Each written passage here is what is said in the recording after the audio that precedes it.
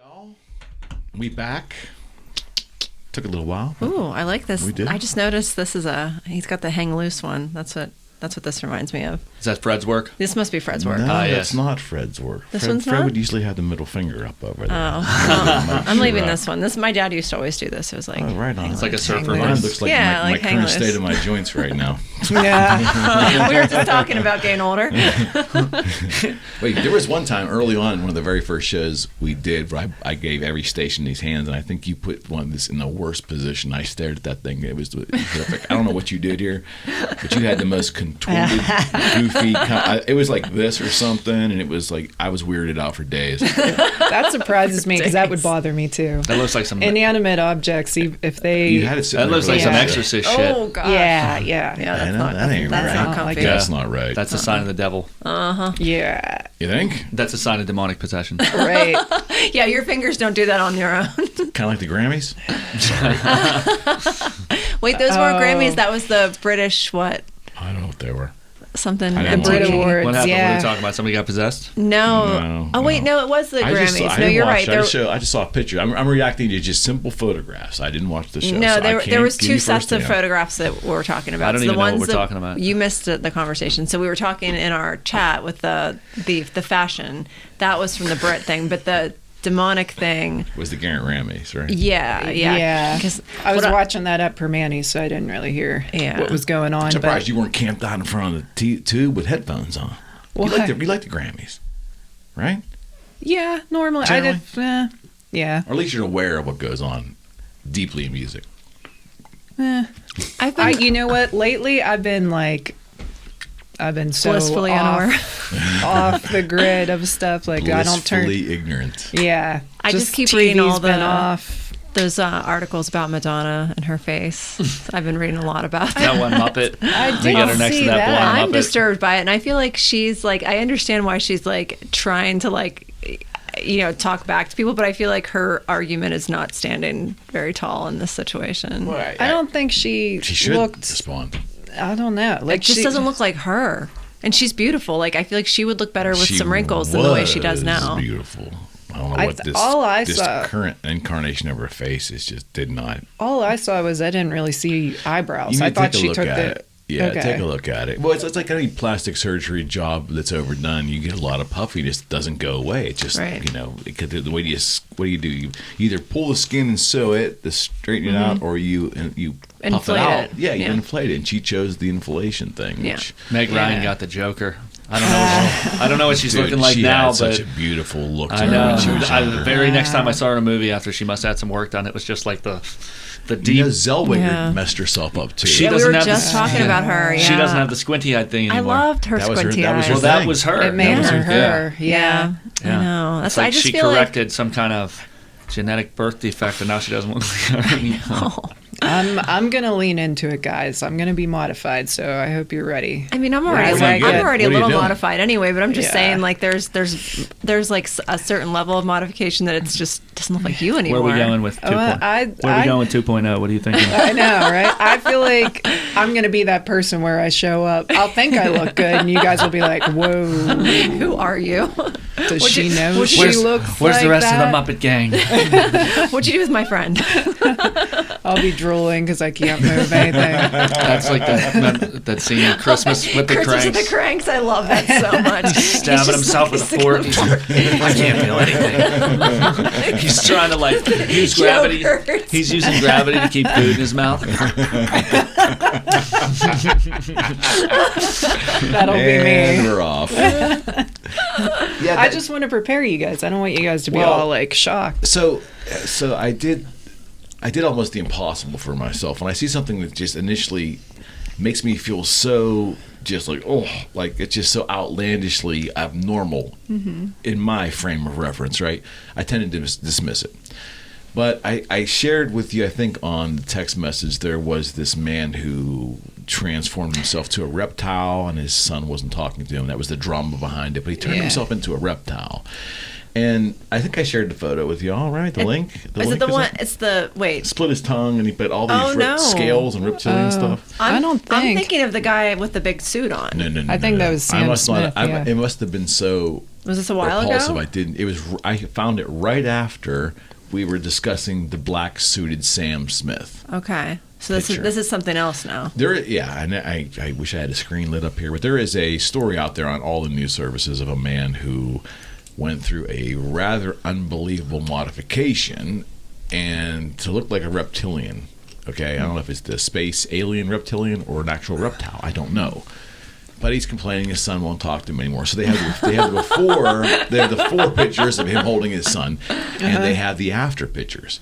So I said, His son's probably like screaming and I was about crying to because say, he's like, who's so this monster? Is his son Like a little? child? I think the son is now like a teenager. Oh, okay. All right. So Well, most I think teenagers I don't could talk be- to their I- That's a good point. So I tried to do. This one has a good reason. Seriously. I thought maybe I would do the Eric 2.0 and say, okay, let's not react initially like I would typically react. Let me analyze this. And I said, okay, so what have I learned here as a better human being the past couple of years through podcasting? Well, he obviously did this because he wanted to. And he obviously did this because there's got to be some kind of feeling he gets by modifying his body to this degree. I don't have to understand it. If it's him, okay, it's cool. I mean, it's for him. It's cool for him. But I pondered it. I shared it with a couple people, and naturally, people were upset about looking at it. It's pretty horrific to look at. It is kind of, but I stepped back and said, okay, what have I learned? Don't be so fucking judgmental, and understand that I don't have to understand it for it to be valid to them.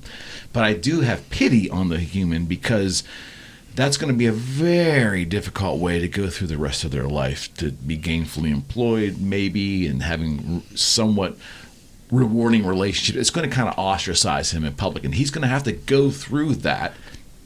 Maybe he's prepared. If I he's love him. got that kind of money to do that sort of modification, he might not have to work ever again. Maybe not. Maybe but, not. but I'm Maybe trying to that's the step back and situation. say he made a choice to do this. That's his choice. Unless that It was isn't like- my right to say, hey, you shouldn't have done that. All Good his for money. you. Yeah. I Right. feel like there needs to be more of that because I get the money part of it. Like sometimes it's like, are Yeah, we spend your money how you want to. If you want to be a lizard, Jesus. Yeah, I mean, really, we don't want to restrict people. This is something we don't do I on the think show. you This were is worth actually me trying finding to it and showing hold me on. right. I think you were going to make an actual point, and Yeah. my fuckery just interrupted. Sorry. I said and it doesn't have to go as far as somebody wanting to be a full-on lizard, but As opposed to a part-time lizard. right, I full-on. Yeah, like something you can take off in the evenings. But the comprehension versus compassion thing, like you don't have to understand something Right. to respect it. True. There's lots of shit I don't like looking at. It doesn't have to be a lizard, but like it has nothing I've to seen do this with guy. me. Sure, but I do have the right to be entertained by it. Oh yeah, absolutely. No, I've seen this guy. I think they had him on. I don't remember if it was the Mom's House podcast that I watched. Just or show me. not. I want to see this yeah, across it's the good. way here. It's good. Yeah, it's a lot. Yeah, see that's scary. Don't Yeah. get me wrong. I Okay, don't. I don't. Jared's like, no, forget it. He's quite extra. Yeah, it's like full on tattoos. He did like fillers to create like additional Yeah. texturing. He split his tongue. Like I remember seeing stuff about this. But this has been around Yeah. for a long, long time. yeah, he's not It's- the first person that's done It's this. Mm-hmm. coming to the surface now, and I think that's what a lot of people have to understand is that No, it's not my place to make judgment of the guy. I mean, What- if he's getting well, something out of it, let's you know, not overlook that's the on fact him. that It he's just- wearing some kind of like baby doll but tee It as is well. horrifying to me, though. It is horrifying to me. Here's the thing, and this is honestly my God's honest opinion. This is, and I do watch a lot of comedy and stuff, so I listen to people make fun of it's- people a good bit. But I'm not someone that I would make Hey, fun you of guys got the anyone. cookies over there. Oh, Who's yeah, we Bogart? What the hell? You're not allowed to You have said them. you weren't going to have any. What are Yeah, you you're talking not about? allowed. I was showing them to you just so you know they're I was safe just over messing here. you up. Listen, but here's my honest take on things is like, okay, if you're gonna do something that's pretty extreme and you're gonna put yourself out there like on TikTok or on like Instagram and you're gonna do these really like elaborate videos and stuff like that, just like anybody else in Hollywood, just like any other public figure who gets ridiculed for all the things they do, you're putting yourself in the position to allow people to judge you. You're not just like walking around in the world. Like when you put something on the internet, like it is literally like you're almost like putting up a little billboard and being like, hey, here Look it is. at me. Yeah, and so therefore, like, if people make fun of you, like, it's kind of just, Comes with the territory. you know what I mean? Like, I feel like that's not necessarily always true, though. Okay. I feel like a lot of things people do that people think are doing them for attention. Like, this man obviously has something. Even when you were likes saying, lizards. like, you feel sorry for the individual because he's going to have a hard time in life. For a lot of people, it is much harder to go around living feeling like you're totally different inside and the outside doesn't match. So when they do that, that's not necessarily, that's him. I mean, I don't necessarily agree with all that shit, whatever. I don't, but like, that's him living his truth. Doesn't affect Authentic anybody self. else. Yes. Who gives a shit? I don't want to look at him, but I don't want to look at a lot of things. I'm kind of there. But yeah, it's I can kind of look at like that's not. I mean, believe me, there are people that do it for attention. There are some people that is not for attention, and it's not, especially even celebrities, all this stuff. Like, I feel like there's just this like arrogance with people now where they feel like they can. Well, it's judgmental. It's judgmental. Yeah, right? yeah, like Yeah, for sure. It's like, well, you did that for whatever reason. They also and- don't know an explanation is a bigger thing. Right. Right, Yeah, right. yeah. We don't know if people are doing things for attention. We don't know if they're doing it because they're living their truth. That doesn't mean people have the right. I'm not even saying that they're doing it for attention specifically. I think some do, I think. I think the point I'm making Yeah, is some. that just They're putting themselves out That's what I there. mean. Like, it's just like if you allow yourself to like be in a public forum, then like you accept the responsibility of what that entails. And honestly, like, I'm kind of all for. I'm not saying I'm all for everyone making fun of everyone, but I'm also kind of just like, I feel like the sensitivity culture has just gone so far that I'm kind of like, you know what, if someone wants to make fun of me, because I'm sure people have, like, you know, I put myself out there a good bit, and I'm sure there's people who don't like me and that made fun of me or whatever, and I'm like, well, fuck it, like, Doesn't matter. Exactly. you know? But that's the thing. I don't think you doing whatever you want to do with yourself or putting yourself out there on social media, it doesn't give people the. It's almost like, I know there's like the sensitivity culture thing, but there's a lot of people that they don't have a comedy bone in their body unless they're going back to 4th grade, make fun of people tactics. Yeah. And there's a lot of people that they don't, like, right now, that's what's bothersome about everything, and it's like burning me out on people, is that people do not have an identity unless they can be arrogant towards another like group or another. I feel like that's what everybody's, you know, I feel like opposition is what's basing people's like identity on, like, yeah, it's the oldest tactic in the book to temporarily make yourself feel better is to put somebody else down, and that's all I see anymore. It's just like, if they don't understand it, they're just going on about how it's, I don't know. It's just, I don't feel like anybody has like the tact anymore that they, like, as far as sensitivity culture, it's there, don't get me wrong, but the things that were allowed even as little as 10 years ago to people and celebrities and women and stuff like that, and everybody was saying they were sensitive back then, and I just don't think, I think we're actually in some ways going more in the right direction. Now, when it comes to like the body mod stuff and shit like that, one thing that really bothers me is kids. If you're not an adult and you identify as a lizard, there's some stuff like that going on in this area where kids at school are identifying as, you know, whatever. Wait, like furries? no, it's like more No. intense than that, I want to say, right? Yeah. And the school. Like Oh, the yeah, like like the that- Zimzer, but like, no, but it's- I've heard that there was a rumor going around that a Bug. school put litter boxes out, No, Oh. see, that's not. but it wasn't true. I was like, oh, It was just because like kids, Yeah. young Because- people are like identifying as cat, kind of like the Yeah, furry thing. Right. Yeah. And the school system can't really say anything because of sensitivity culture. But for one thing, the thing that bothers me about that is this kid, there's a kid or two or whatever that think they're a cat and they're cleaning themselves. I would have a major problem with that. You are affecting people around you. As soon as your spit comes out of your mouth Good and point. is around me, Yeah. I have a problem. Yeah. I do. But if I don't think any young person should make decisions that are permanent. I agree with that. I don't even like kids that young getting a tattoo. They're doing it, good for them. It's changing the workforce, so they're going to have to accept tattooed workers, sure. which that part is great. For sure. But anything permanent when you're under, life altering. Yeah. right? That's Same why- thing with Right. the transgender thing. Because, and again, like, teach everybody, I think, has the right to live their truth in any way they want to. But Right. I just feel like that time period is such a confusing time period. Like, puberty through like high school is just really tumultuous, and it can be very, like, it can create really like strong forms of identity into that within you, and the experiences can be very molding and shaping and all that stuff. Right. But if you make like physiological changes to your body, like when you're going through all that and your hormones are unaltered, are already so Right. intense. I don't know. I just Because I'm a complete ally to the trans community. Yeah. And especially younger trans people. They have a high suicide rate.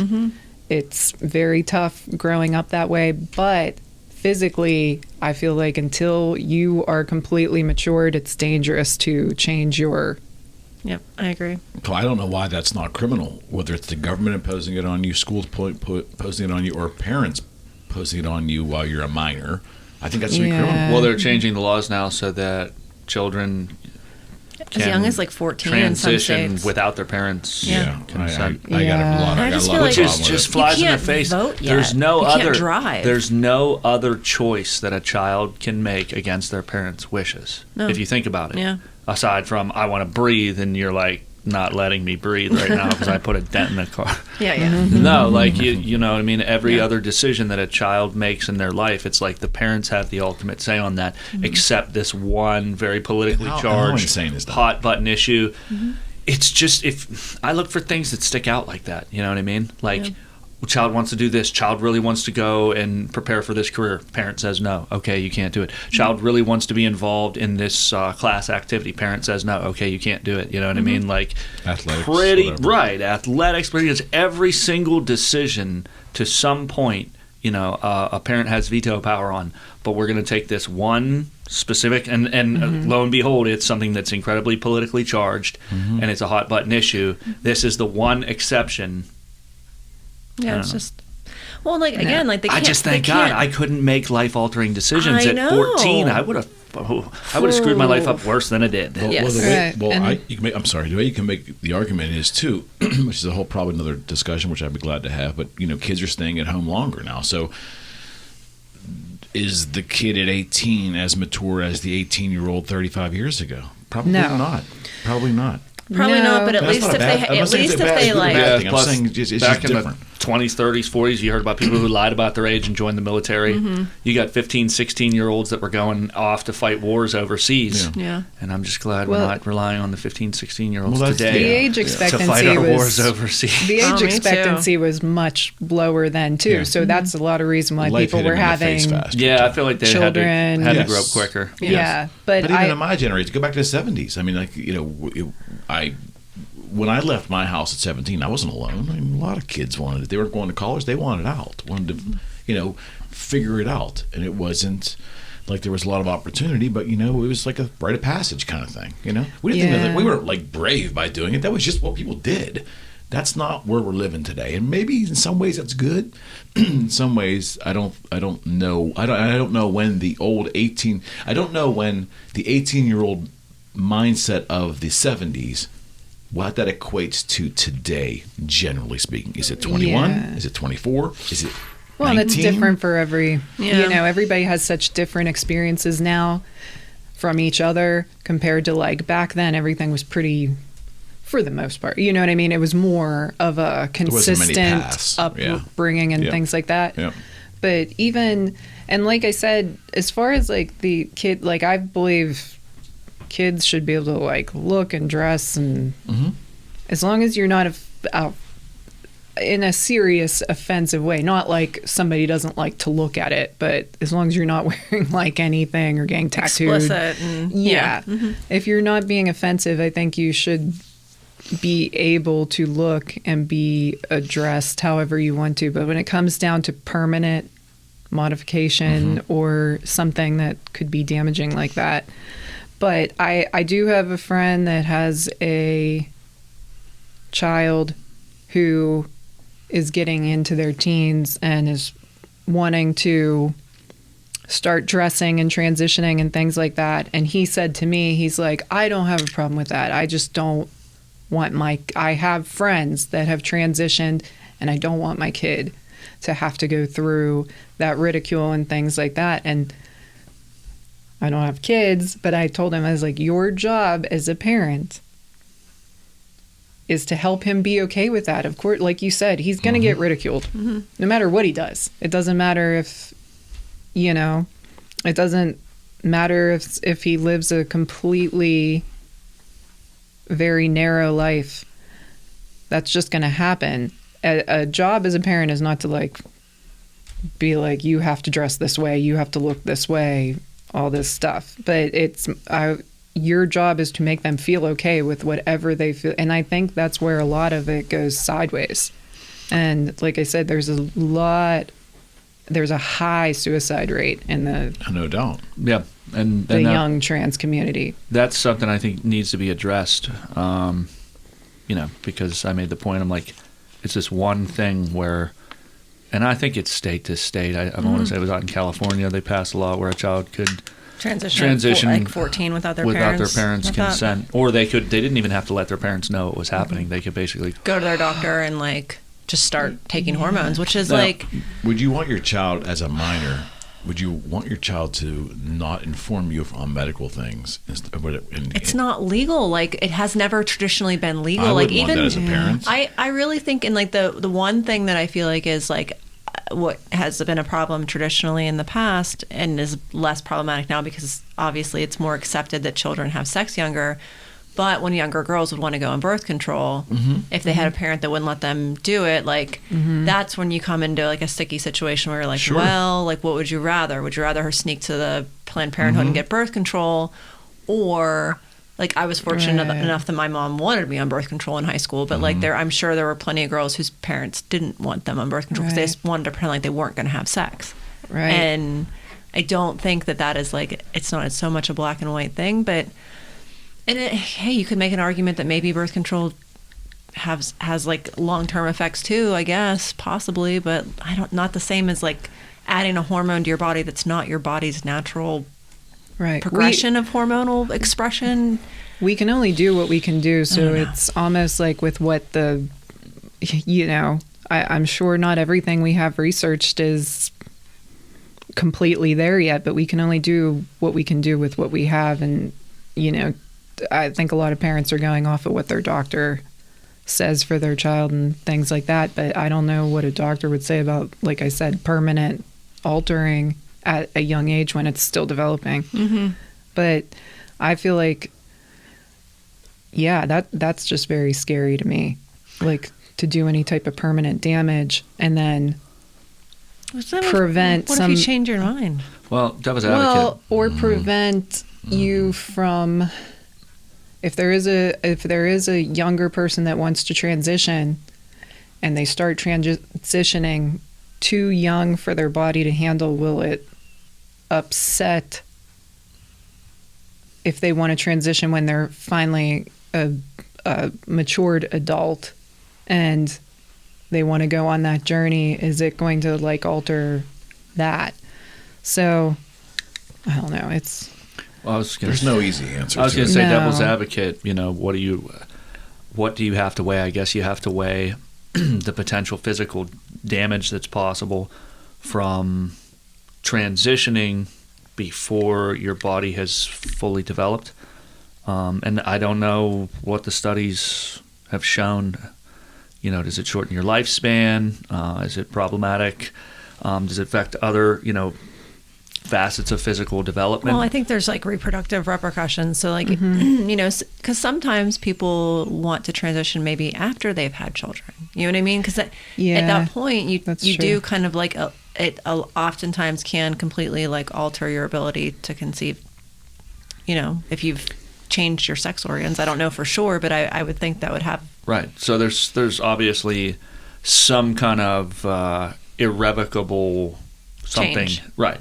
It's not as easy as being like, well, you know, I kind of changed my mind. But I don't know, I guess maybe the parents have to weigh against that what Cassidy had mentioned, which is the higher suicide rate of younger trans people. So what do? Do you let this person follow their heart and maybe regret it later, and make sure that, you know, they're not going to go down a bad path with mental health and suicidal ideation? Or do you play it safe as far as letting someone develop naturally, and then once they're of a mature legal age, they can make that decision for themselves? You know, I don't know. Maybe it's, you know, it's a question of, okay, a young person already at say like 11 or 12 is very convinced that they're trans, they need to transition, that's what they need to do in order to be who they were meant to be. We're going to require, say, 18 months of therapy or something along those lines, because, you know, it's a very tumultuous time. I sound like Mr. Rogers. That's what I mean. I just feel like that even such after a tumultuous time for teenagers. Even at like 12, though, if you go 18 months out, you're still only 13. Even if you've done like all the therapy, like sure, no, but I'm saying God. Make up an age. Maybe it's 14, maybe it's 15, but some kind of safeguard where the child has the opportunity to go through someone, and maybe it's even a special therapist who agrees with people transitioning. So you can say, well, okay, the parents got him in this pray the trans away kind of. You know what I mean? Like boot camp situation, and it's not really something that's going to help the child. I'm talking about like an opportunity to discern between, okay, this child just doesn't feel comfortable. Like, who the hell feels comfortable in their skin at 14? God, and I'm not trying to downplay the very real struggles of younger trans people who may end up having to wait until they're 18 years old and they've lived a life that they, you know, it's just psychologically damaging to them to be in the wrong body, but the wrong gender. I was about to say, I would say most younger people, like people that want to transition, have known at a very young age, very young. Like, I mean, children, they might not be able to understand it and process it until they get to that age where, you know, things are more gender specific and things like that. But for, you know, I've known a lot of people that have transitioned, and they said they knew since they were like 3 years old. But it's just as a parent, I think there's so much you can make okay in a kid's life that could help them through that journey. It's almost like when you hear about parents like signing off, like, here, my kid can get breast implants, here, my kid can get a nose job, because they're not happy with themselves. And it's just one of those things where, like you said, nobody's really that happy with themselves as a Can't kid. we just get them to 18? I mean, like, There's going to be exactly. There's going to be points where there's going to be, and that's the thing too. We've talked about it so many times on these squad shows. It's like we live in a world of extremes. We're trying to say, well, everybody has to do it this way, or we're going to put this law in place and no one can do this. So there's always going to be examples where you have a suicidal 9-year-old who feels like that she should be a boy, or vice versa, and but we need to specifically address that instance, as opposed to like throw them in a bucket and say, fuck you, you got to do this until you're 18. Well, that's what I mean. You know what I mean? Like, we have to be smarter than that. That's kind of where I was throwing the therapy idea out there, because, you know, you have people go through all kind of struggles when they're younger, and I am not a psychiatrist. I am not a therapist. You don't play one on TV? I guess I am. Currently speaking. On the YouTubes. Yeah, I don't know. I mean, let's be honest. I don't know shit about it. I'm not a trans person. I don't know what that struggle is all about. But I was a teenager, and I remember going through all kinds of stuff where I fucking hated myself. You know, I don't know. I don't have a softer, gentler way of putting it. I just hated myself. I hated my place in the world. I hated the world. There were periods where I just hated everybody around me. I hated what I thought society expected me to be. And, it's not uncommon for, I'm not going to say, well, maybe it's just a phase, because you hear that from a transphobic point of view plenty, you know what I mean? I'm not going to say something insulting like maybe it's just a phase, but maybe a child could be going through something where it's not necessarily someone who is going to feel that they are trans the rest of their lives. They just don't feel right, and there's nothing else that explains it to them. When you have a licensed therapist or someone who's trained to deal with these things, you could perhaps isolate in someone's life the difference between someone who's going through some kind of other problem. Agreed. Because you grasp at straws when you're desperate, and maybe someone just looks at that and it's become, it's super high in the media. It is right a now. very fashionable political cause right now, and that's not me being a jerk. That's just true. That's true. You know what I mean? It grabs a lot of the attention. It's on the news. It's in the media. space, It's for sure. everywhere. And there are kids who do This things. year, I'm and sorry. something else Like next year. yeah, I'm not calling trans kids out here. Kids do things for attention. I did things for attention. You know what I mean? Well, that one lady that was on Rogan, and I know I brought this up before, but her whole, and she's gotten she pretty much got canceled for her work essentially. But what she did a pretty extensive study that showed that a lot. So the percentage of people that are actually trans it's small. You know what I mean? The people that are truly trans, and there was this. This is enormous uptick in younger people, and what they were showing is that it was happening in clusters, In groups. and this most significant Because they're kids, they're impressionable. and they do tend to copy each other, and course. and the number of people that this was happening most was actually for girls transitioning to boys at a young age, because it was right around puberty when they started going through, getting their periods, having boobs, all this stuff, these really awkward stages where women gain weight and all this stuff because you get flooded with estrogen for the first time. Right. So they were going on testosterone, and whenever you first start taking testosterone, you feel amazing because testosterone is actually a lot more of a stimulant. And so these girls were telling their friends oh my God, I'm losing weight, I feel so good, and they were showing it was happening in a lot of the schools in these more progressive cities where it would be groups of friends were all transitioning at the same time, and statistically speaking, Just like the pregnancy pacts we saw roughly 10, 15 years ago. And I'm not saying that none of those girls were truly trans, but I'm saying statistically speaking, the likelihood that all of them were it's just not. The numbers don't line up. Well, devil's advocate, some people would say a lot more people were truly trans and just couldn't admit it to themselves And that's because possible, society too. wouldn't open that door for them, and they were made to feel hated and wrong. I think the big thing I'm looking But can at... you legislate that?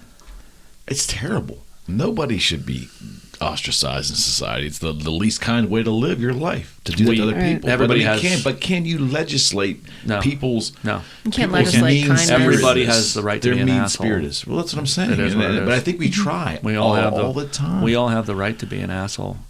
Well, and that's kind of what I think the point that I was making initially. I'm not saying I'm not advocating for making fun, and maybe this makes me sound fucked up, but I'm saying I'm not saying just for advocating for any trans to make fun of a trans person, but I am saying a lot of times whether you're trans, whether you're a lizard, whether you're someone that just dresses really extreme or anything like that, I do feel again we live in a culture right now, and I think we're gonna see a myriad of effects of what internet culture is actually doing to us as a society, because we have this open channel to the world to express ourselves, which in some ways can be really helpful when you're young and going through crazy things, or even when you're older going through stuff and you just want to share your self with the world, but then you also, the channel goes both ways. Yeah, and so because some people much- won't accept you. There's too much, And you can't too legislate young. that. No, and- They're too much too young. So meaning, from my standpoint, all that's great, all that availability for creativity, but must it happen at 6 years old? I mean, there's not enough discernment, I think, in terms of what our due to young the kids internet can and ingest. social media, there could be an age limit on the internet for sure. 100%. Yeah. But we don't do that. 'Cause that's No. what We kind of requires- do that. There's parental controls you can put up. Yeah. But just being exposed to a device, and I've said this so many times, when you're one and a half, it's Yeah, I hear people, I don't know how to do that on my tablet, so I give it to my 3-year-old. And I know. Yeah. What? I know, it's crazy. And that's not to say that, there should be some kind of age limit. I just feel like Maybe there I've should. said it before. I think children are bonding with devices before they bond. There absolutely With should be an humans, age limit. You'd never before get human past, beings. But if you're and- going to legislate something, do that. Yeah, but before we move on, I'm not saying that there aren't plenty of legitimate cases where somebody is, like you said, Cassidy, where they knew almost from the time that they learned their old name. But even people who are so like adamant, like people in the trans community who are advocating hugely for the right to transition, is it not important to isolate in a young person's life whether this is truly a case of someone who is Then who do you this trust? is really the issue they're going through, Then and who to do you make trust, sure though? Who do you Right. trust? well, a licensed therapist, that's my opinion. And what how far- Like, not like their word is God, but once you go through therapy, like a lot of things come up, and it's like the therapist can talk to them and talk to their parents, and maybe even other people in that person's life who can say, you really seem like, say for instance, like you're just having a problem with being accepted, or you're having an issue and you're maybe grasping, I don't know, maybe that sounds like telling someone who they really are inside. I don't know. Yeah, But- there's no Maybe I'm easy full of answer. shit. There's no I just easy feel like answer. if No, you're 11, I- 12 years old, therapy might be, not a bad thing. It It's a could great be. thing. What harm could come from saying, okay, we're going It's to a do lot- a year and a half of therapy just to make It's sure non-invasive. that this is really what this person wants for the rest of their life. For sure. Well, and even discussing and going through people that younger people that want to transition, they're starting from a different point. There's always been intersex people. There's been, I think Yes. there's and that's another thing. When people are being exposed to the internet, they have this idea that I'm seeing like the whole world, and you're not. And there have been transgendered people since the beginning of time, and there's been space for them, but not in the Western world. So now we're seeing it coming into the Western world and be all these, and it seems like a new thing. It's not new, but at the same time, there's going to be, like you said, you're impressionable, younger. I think, like you said, it's important to have like some brave spaces for these younger people so they know where they want to go with this. They might not want to transition fully. They're starting from a different place than somebody else who's transitioning. And that's, I don't think it's I don't think it's a choice who you are inside. I think it's a choice, like how you're going to approach it and how you're going to be yourself. And I think that should be discussed with, like you said, who do you trust? Hopefully a licensed person that Someone who's trying to deal with these things. Yeah, and hopefully parents open up to it more too, because I'm seeing it more even in my community, at my work. These children want to be who they want to be, and like I said, I'm not all for the permanent modification right. yet. But the parents are very much dismissive, and you're not going to be this way if you want to be in this family and things like that. Well, that's And just silly. yeah. In the year 2023, I think we've learned enough through the generations. That doesn't work. I will It's just never silly. get why a parent will choose anybody else besides their kid. If it's like the family won't accept you, other people won't accept you, people will make fun of us, people will this or that. I don't give a shit. They're not your kid. Your Right. kid should be the most Right. important. Amen to that. Yeah. That's a struggle for them too, though, and I'm not trying to justify transphobic behavior, especially towards your own blood. You know what I mean? Right. It's one thing to be Well, it's somebody. misunderstood. It's one thing to be somebody who's kind of like just rude and crude and doesn't really get the whole trans thing and just, makes cross-dressing jokes and stuff like that. It's a little bit different. Maybe it shouldn't be, but I think it's a little bit different when it's your own flesh and blood, because this is someone you know. This isn't someone who's on the outside of your sphere of perception, who you've never met before, who it's easy to look down on and That's a very good judge point. because they're different than you. Yep. This is someone who you've known your whole life.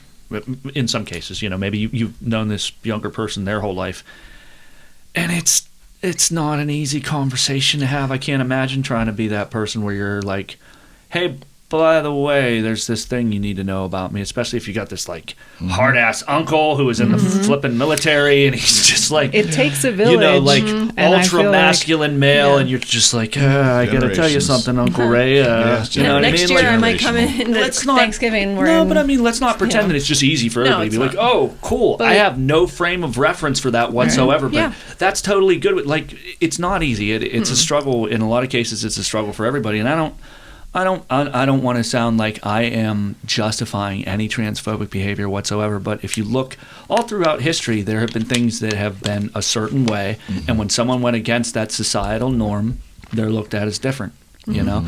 And not just looked at as different, but they're judged for it. They're judged harshly, you know what I mean? Whatever it is. Like, for the longest time, if you were gay, oh, you're a pervert, or there's something psychologically wrong with you. Well, it's like, always attack against the differences. Well, there's societal skin color, there's societal gender. conditioning, and once you've been a part of the societal conditioning, I'm not justifying anybody's racist or transphobic or you know, bigoted opinions and or behaviors, but we're aware that society is conditioning us all the time. And so if someone were to raise their hand, I've said this before, like, where is the safe space for somebody who's like, I got some prejudicial ideas, and it's proven almost everybody, they say everybody's prejudiced in some way, in some way, shape, or form. Everybody has their own prejudice we're working through. Yeah, we get that, but we don't have any space for someone who's like, hey, I've got this prejudice and I need help. I need someone to help explain to me so I can understand. It's just like, oh, you're prejudiced. You're a fucking piece of garbage. You know what I mean? And it's like, there's two sides of the coin, because the same person would probably say, yes, I get that I have my own prejudices that I need to work through, but you got caught. We're going to fucking hang you from a...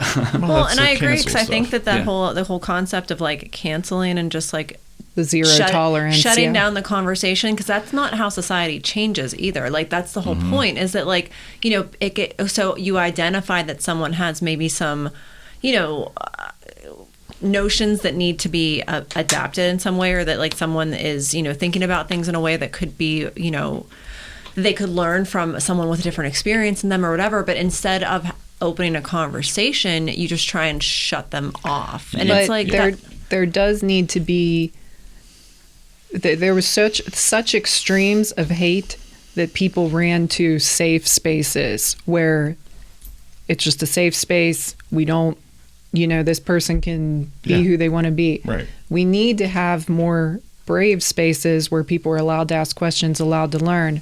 But it has to be a designated brave space able to do that, not like... you know, some young person that's going through something, it's not up to them to teach you all about that's a great point. Whatever. That's up to you. Someone who's comfortable with who they are and who's already gone through the struggle and is like, straight up, if you're somebody who judges people like me. Right. But I mean, right now we have so many resources to learn whatever we want to learn. So it, like I said, it's not up to, like I said, some young person to educate everybody on like what they should be.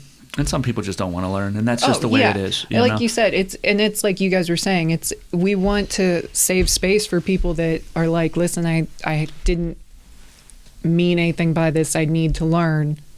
As opposed to people that are like, this is how I feel, this is how I always feel. Yeah, and hatred is not the norm. And I'm talking hatred. You're right. Where you're like, I want to brutalize someone who is either a different race or ethnicity than me, or who's trans and I'm cis, or who's gay and I'm straight. Like, actual legitimate hatred, you know, that's like hate crimes, and it does happen. People are like, look, it gets shoved under the rug. It happens a lot more than you think, and that I do credit. But also, don't I know it? Most of the people I know, even if they're assholes and they're like, making, like I said, making like either just making light of the whole plight, or actually like saying things that would be taken as bigoted towards someone who is trans, you know what I mean? Because like, it's the one thing that you're still gonna hear is like trans jokes, you know what I mean? I think we're past the era where you're just gonna hear like a racist joke come flying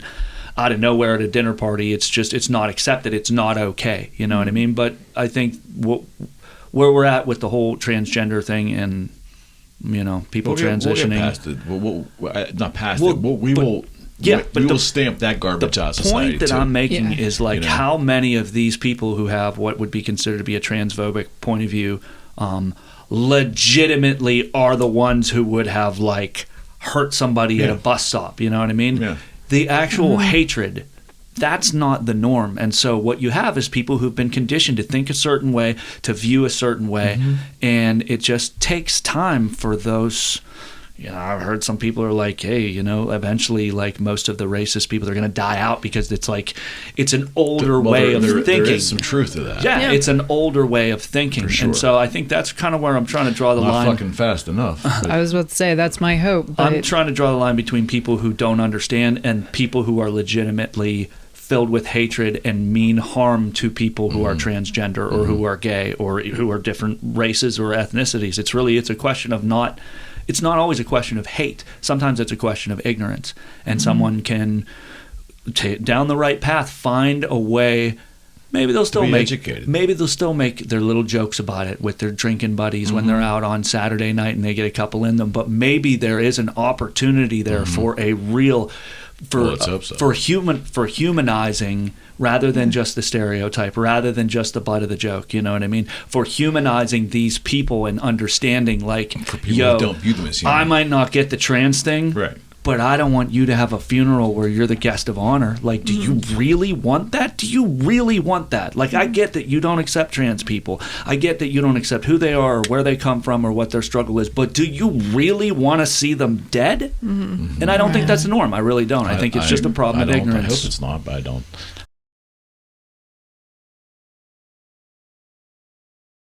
Okay, so slight right shift here. We're going to talk about why we're so susceptible to conspiracies.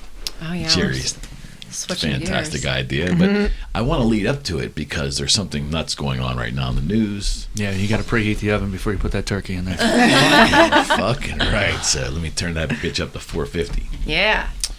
Which I don't think you cook turkey at 450, right? It's like a 3 1/4 thing. I haven't cooked turkey in a while. I have. Yeah. It's been, I- it's gotta been keep like it low. it's been like 10 Low and years slow. since You I don't want cooked no, turkey. you don't want no cookie, I turkey. I didn't. You don't want no cookie or turkey. I can cook You a don't cookie. want no turkey. I cooked. I got cookie on the brain. I did hear this thing called turducken, though. I guess they put a duck inside. Oh, we it. have Yeah, it's one. actually Dude, really it's good. so good. It sounds silly. Yeah. It's delicious. So My is mom is made the it. duck the stuffing? Is that basically what I don't know happens? what the hell's going on. I It's have so no good. idea. I don't couldn't either. tell you at any point what I was eating. I guess But there it was was bacon so involved. good. But It's it was just so delicious. There was good. bacon involved. It's good. Oh yeah, My there was mom made bacon one. involved. Yeah, there was I duck, would do. pork, and there was duck, turkey, and pork in that Yeah, concoction. turducken. I was Yeah. skeptical, and then I smelled it, and I was like, I will eat that. My mom made it and sent a bunch home with us, and like we had it that night for dinner. Oh my god, it was No so purines good. in that. I'm such a carnivore. That would be right. I've never had a turducken, but any turducken. You Put should that on your consider- bucket Yeah. list. Yeah. for sure. It's like a loaf, kind of like they like smash it all. Oh, it's a together. loaf of something. It's a loaf of saturated fat and purines. Fuck yeah. So good. So good. We have doubt on the mind here today. So there is like this really hip-looking white balloon that floated across the United States and over a week or 2 or 3 or something, or Canada or whatever. And I only know about this from she's the back. memes. Oh, geez, what happened over there? She's back. She's You didn't back. see nothing. Nothing. She got a little startled by that balloon comment. She's looking up.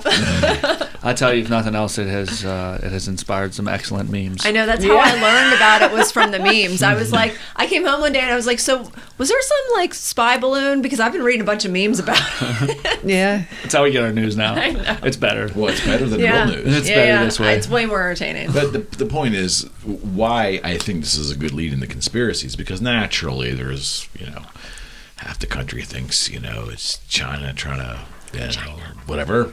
Other half of the country thinks it's just a weather balloon that went astray and that it didn't mean us any harm. And there's a little sliver of society believes it's aliens because there's been a couple other things that have happened since where I think they haven't identified them as balloons, but they have shot down unidentified objects over Alaska and the Arctic Sea. I think there's another one in Montana, and now China is saying they have something they're going to shoot down because they don't know what it is. So, Are you sure that's not like a cover up? Yeah, that's what I wondered if it was a cover up. China. So I just don't know. Because don't they want the balloon back?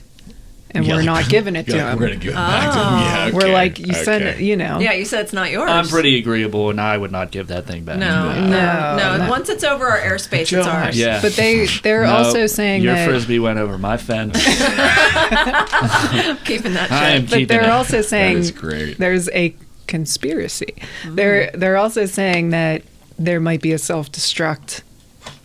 But like there might be a self-destruct mode in it, so that's the scary thing about keeping it. But that also might be a tactic, like give it back because we'll I feel like self-destruct it or reality whatever. is But a- it's is not. an episode on Nickelodeon now. There's someone over in China like sitting there with a little controller. Like, are they going to give it back? I was about to Are they say, gonna are give it you back? sure there isn't a 13-year-old somewhere that's writing our Right. lives? Oh, that's possible too. 100%. Well, and it's like I saw a meme. There might about be it. a self-destruct mechanism on the balloon. Well, people were saying that it was a new strain of COVID. They were going to release the balloon over top of the population. I heard that wacky scenario.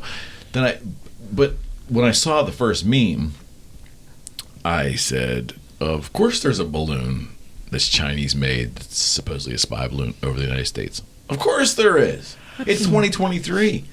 Since 2020, nothing will surprise me. Nothing makes sense. Nothing makes sense." It's yeah. It's an episode of Nickelodeon. Yeah. Yeah, I agree. So I missed the whole Nickelodeon thing. I was like a little bit too old. I don't know, the whole fucking spy balloon, self-destruct mechanism. It Yeah. just sounds like Inspector Gadget to Yeah, me. I was about to say Inspector Gadget. Inspector Gadget. Inspector. So, but I guess my point is now everything.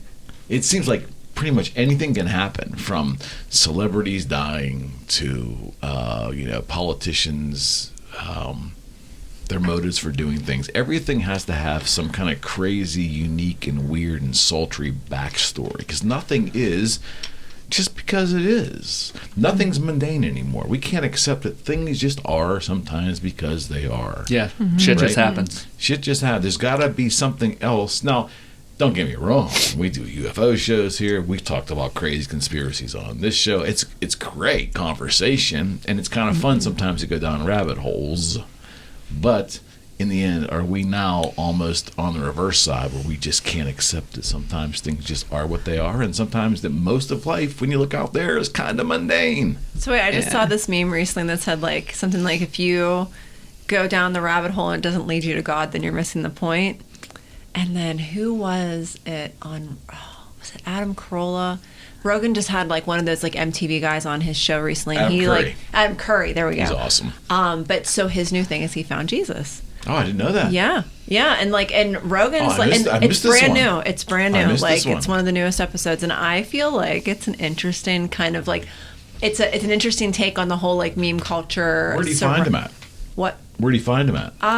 In the Old Testament and the New Testament, maybe I mean, one like, of those. Sheets. You found him in Sheets? or Definitely Sheets. bar down Yeah, the I corner? mean, I found those He's Oreos and waiting sheets. on those fries. I'll tell you what, that sheet smelled like a He's freaking waiting on those barbecue. fries. I could see that being Those more. fries are never ready at Sheets. No. You will Isn't- always wait. Yeah, There's so I mean, a- you're going to be there a while, so you may as well find something. Might as well wait else. with Jesus. A lot of other Oh, people shoot. can wait for. Yeah. But I think it's like an interesting take on the whole concept, because I do feel like so many conspiracy theories are like, just spinning out in all these directions. And I was just like, I don't know, like, why not? Like, why not come back to like just, the kind of the basics in life? Like, you know what I mean? I don't know. I just thought it was kind of nice. I've never understood why, often now we're on two sides of a fence here, why there's always science and there's God. Mm-hmm. Because I feel like if you look into both, Yeah, you see them how in each other. closely, I don't see how you couldn't believe in either. so Yeah, agree. yeah. And I so agree. that's why it's that always has been off the charts to me. Mm-hmm. Like if you look at the universe and some of the scientific things as small as You know I love to wax intellectual with the quantum shit. Well, that's what Right. I know. I was gonna serve that up to you on a silver platter, and I was gonna say that quantum when shit. quantum entanglement, All the Silver quantum platter. shit. when quantum became a part of That was the only book physics, I've suggested that I actually read. Which one? Yeah. What the bleep do we know? Oh, It was about yeah. quantum Oh, yeah. theory. So nothing is as it seems. There's no logic in quantum science. It's So it's about predictability and probabilities. it's a very different model than what we've had since science became, Well, it's you not know, the scientific like method, a correct. thing. It's not you the know, scientific method. well, like the Newtonian model, what goes Yep. up must come down, Yep. and the Yep. way time is linear. And I remember like reading in that book. It was called "What the Bleep Do We Know." It was great. They had a documentary too, which Oh, was the also the really movie good. was so good. Yeah. Oh, okay. That's really Part I of the gotta Jerry watch that. Book Club. I gotta watch This is that. the We one got- book I'll recommend on this show that I actually actually read. The Jerry Mulligan Book Club is usually books we've heard. I heard it was Books really we good. books we own but have never read. I didn't even own the one. No, I pulled Future Shock out and set it on top of the bookshelf, and Yeah, she tried to tempt me with it. I still haven't read it. No. I know. Anyway, I've read it haven't thinking either. you guys read it, and then I came and you guys were like, weren't "Read you it." surprised? we own it. You know, like I sat there that whole thing. No, but what I it was said. like, I need somebody to talk to. Do you know what it? about And it's now. funny because it looks like we read it because I think Kinda we left must you have hanging bought there. it at like a secondhand store, so it's all like Yeah. worn, and so you would think that we did, but no. You know what's funny too is that my brother, who's very into like the quantum physics, like all that stuff. I just got done watching The Umbrella Academy, I heard of and that. it's like I've never all seen it, this but yeah. like I didn't see it. the grandfather theory of like if you go back in time and kill your grandfather, do you exist? Oh, and Yeah. things like that, and it's Creating all paradoxes. right. It's all time travel basically, That and always it's looked very pretty good to me. I was wondering if it was. I started watching it because Gerard Way of My Chemical Romance, which is Patrick's idol, wrote the, I don't know. It's a slow burn. It wasn't very good at the beginning, I don't think. But anyway, it's all of that. So I was like, talking to my brother, and I was like, "Did you watch?" And it's superhero-ish, and he and I have always been into that. We grew up in the 80s. We liked all that shit. So I was like, did you ever watch The Umbrella Academy? It kind of reminds me of Heroes, this show we used to watch back in the day. And he's like, oh, does it have a bunch of time travel and stuff? Because he's like, I'm so burnt out on all that stuff. And I was like, it does. It does. It does But- kind of stress you out a little bit. Yeah. Yeah, I it's- know. You're was- trying to like piece all that alternate timeline shit together. Yeah. I know Right. what you It's mean. not just a kick your feet up and relax and enjoy type of deal. Figuring it all out. Interstellar was like messed me up too. Like I Yeah. It's a great movie. It It was was a a lot. Yeah. It was hard for me to put enough It- mental energy in there to really understand it all. Inception Yeah. was kind of like that. Oh, I love that Yeah. movie. I've That's watched that exactly- movie so many DiCaprio in times. that, Yeah. because the world Yeah. kept turning Yeah. around. and Yeah, flipping it was around. like a Yeah. dream inside of a dream. Yeah, inside it was of a great Oh. cast. And It Yeah. really was. And Ed when you're- Hardy. I fucking love Ed Hardy. Oh, yeah. He's just Tom such a Hardy. good- I like Ed Hardy too. Do you really? That shit went out, man. That shit went out. I don't know back. celebrities' names. I sound That like shit an went idiot. out. And Joseph Gordon-Levitt and I don't even know who that is. Yeah. I don't know Elliot celebrities. Page, who is It's- also in the... With me, it's always that one guy who was in this movie. She transitioned, right? Yeah, I was about to say she was Ellen Page in that, but she's in the Umbrella Academy, and she transitioned in the show. Oh, no So shit. because the first They wrote it into the show. they did, Nice. Oh, that's cool. Guess I kind of had no choice there. Yeah, right. yeah, it's kind of like, hey, this is happening. She's kind of forced her hand. Yeah. But yeah, that was a great cast. But like when you're watching like Inception or Interstellar, like it makes so much sense as you're watching it and you're immersed you in try it. and explain and it then to like somebody. I was thinking the same thing. Like, if someone would ask me and try and challenge me my beliefs on this, then I'm just, I run into the same issue with God, and that's funny because like I feel like I'm just like, well, like I don't know why I believe. I'm like, I could tell you. You shouldn't that- have to explain it, I could though. tell you about a million Yeah, that's why experiences it's called I've had, Yeah, but belief like is belief. exactly, like that's like where like they call it a leap of faith for a reason. Yeah, but that's where agnostics and atheists will come in and say, look, I'm not questioning your beliefs. I'm challenging your beliefs. You know, if Yeah, you yeah. can't qualify yeah. for me, it's just an idea in your head. Like, I just believe in pink elephants just because I can. Because you can't fuck. What the fuck can you do about it? You lot can't do of anything about it. It's true. a lot of like Can you qualify? I think some people with the quest for God thing, they are presenting the opposite viewpoint. And, a lot of well, I was just going to say what you were saying earlier about the pure hatred. A lot of the justification for that is people misinterpreting in my opinion, some of the things that they believe their faith brings them to. Yeah. Yeah, honestly, like the reason we have left churches, like honest, has like a lot of times been because of the whole gay marriage thing. I just feel like it's hard to like lock into like, you know, a group or a belief system whenever you kind of keep running up against this like fundamental thing where I'm like, well, why? These people aren't welcome here. That's what I mean. Like, well, Right, why? exactly They're like, right. we should try to like help them. And I'm like, What about the people who enjoy shellfish and mixing their fabrics? Are we going to help them too? Yeah. Right, you know? Read Leviticus. yes. I think Right. it's Leviticus. Yeah. Yeah. Yeah, like everything you And, could ever want is probably a sin. So, Well, on that premise, I was talking to my mom. Sorry, Mom. I'm getting my weekly dose of Catholicism in our conversation. But I guess the Pope just made some declaration that now something is okay in the Catholic religion. Like, Which thing? because they Do were you losing remember? too many members, I bet. Yeah. Oh, that Catholic army, the numbers were going was down. it gay marriage? I think was it was it- gay marriage. I didn't catch this latest episode Well- of The Pope. Oh, it's a drip. My point to you is, I walked out of there going, this is exactly why I've always pushed back, because it's now one man, a man, making a decision for It's like he wrote a memo. billions Like, of by the people. way- Check this out. We Right? wrote an I mean, it's like- addendum to this chapter. Exactly right. Like it's like, you know, and now it's all of a sudden, all these years you lived your life that gay behavior is not a Christian, but a Catholic, that is a born behavior, right? We mistranslated. And all of a sudden now, all that's gone. Now it's all Yeah. okay. It Because can't one be. man Right. said it's okay. It can be. Yeah, a little aside. Sorry about that. You can do it It's same just- sex. It's confusing to You me. just can't have the same name. Yeah. I don't know. I just said the stupidest thing I could just No, think don't you're right, because understand. that's like, you know, that's what it comes I down don't to. understand. Right. Yeah. I don't get it. But anyways, yeah, that's Any hoozle. But Yeah, anyways, but do you have to throw the baby out with the bathwater too? Yeah, I mean, there's a lot of people find a lot of hope in religion. They find Right. it's being hyper focused. Like, I swear to God, that whole book, there's like one passage in there, and it says like, I don't even think it forbids the ladies from getting together. It just says something like, "Man shall not lay with man." yeah, so we're fine. But out of this whole Yeah. book, there's one passage, and Yeah, it's like, exactly. where's the hyper focus on? I don't know. Pick any random Like passage. you said, the shellfish thing. I mean, like, you know, it's like, I'm like, I don't know. Like, Drink water from thine own fountains and cisterns. Yeah.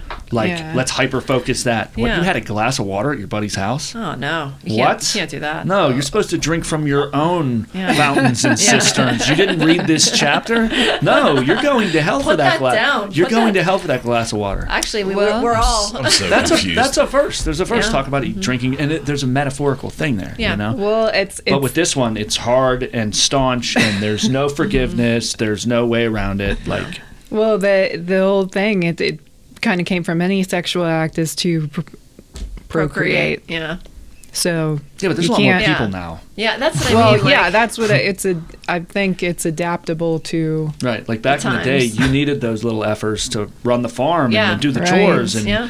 you know, Right. Yeah, I really think that probably comes back because there's some chapter in there about like not having sex on your period, and it's like, well, you couldn't conceive then, so like they were probably That's- like, yeah, like, yeah. Well, yeah, sex let's- wasn't supposed to be pleasurable, right? yeah, Yeah, this that too. only incidentally feels good. Yeah. that's not the point of this. Yeah, like that's not whatsoever. And meanwhile, like that's the whole thing, and that's where I feel like people like really miss the point with God, because like God didn't put us in these bodies with like these sensations to have us constantly like at odds with ourselves as far as enjoyment. And yes, like there should be like some kind of I'm picturing the end of Devil's Advocate. what Look, but don't touch. Touch, but don't taste. Don't taste. Taste. Taste. Don't swallow. Yes. It's the goof of all time. Oh man. But it's maybe I'd be a really good arguer for the devil, but at the same time, like I feel like that's why, like, you know, there are things of like gluttony and like lust and sloth, because it's very different. It's a very different. Sloth. I love sloth. Yeah, but just think that. What a sin. What did you do? I know. Fucking nothing. Why are you in hell again? Nothing. Nothing. And they are the coolest animals. Sleep. Yeah. The sloth is the coolest animal. You can tell why. You can tell the sloth is biblical. Just look Yeah, at it. he's Just like, look he's at like, it. yeah. Especially the three-toed sloth. But it's just, that's the point that I'm making though, is it's like, you know, if you, there's a difference, and that's why I think they're like the point of like identifying sin oh geez, that's so uncomfortable, is important because, and this is one thing my grandfather, who was like a super staunch like Roman Catholic, did kind of like impart on me that I actually thought made a lot of sense, is the term sin just means to miss the mark. That's what sin means. I was about to say, that's another thing. And so it's not so much, it's not really even a moral thing. It like really that's what it means. And so it's like, anytime you, like, people sin all the time, like you just don't get it right all the time. So it's like, these aren't like mortal issues sometimes. These aren't like, like, what did I call it? Like they're not like a mortal offense Mission all the time. critical. Yeah. Right. So wait a second. Is that where you go to confession and you have to say 7 Hail Marys as opposed to 3 based upon the veracity of the sin? I never got any of that. I don't know. I don't know how that works. Well, and I'm you know not what sure movie I'm how to thinking dole of. out the Harry Marys. I can't talk today. Who gave you the microphone? Shut him up. Say 7 Harry Marys.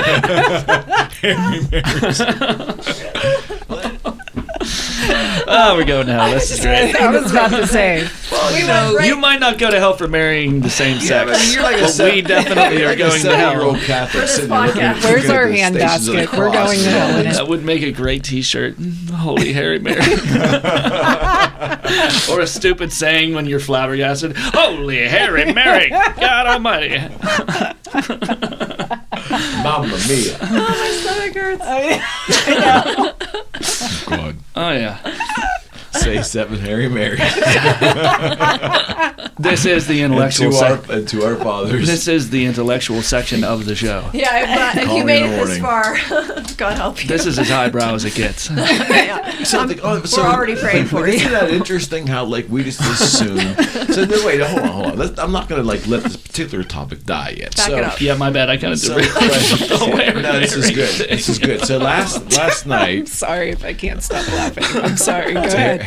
everybody laughs at Harry Mary. My bad. Maybe one of those gifts that the wise man brought was a set of razors. Anyways, that's how razors were introduced to that as biblical times. Sure. The wise men brought them. Yup.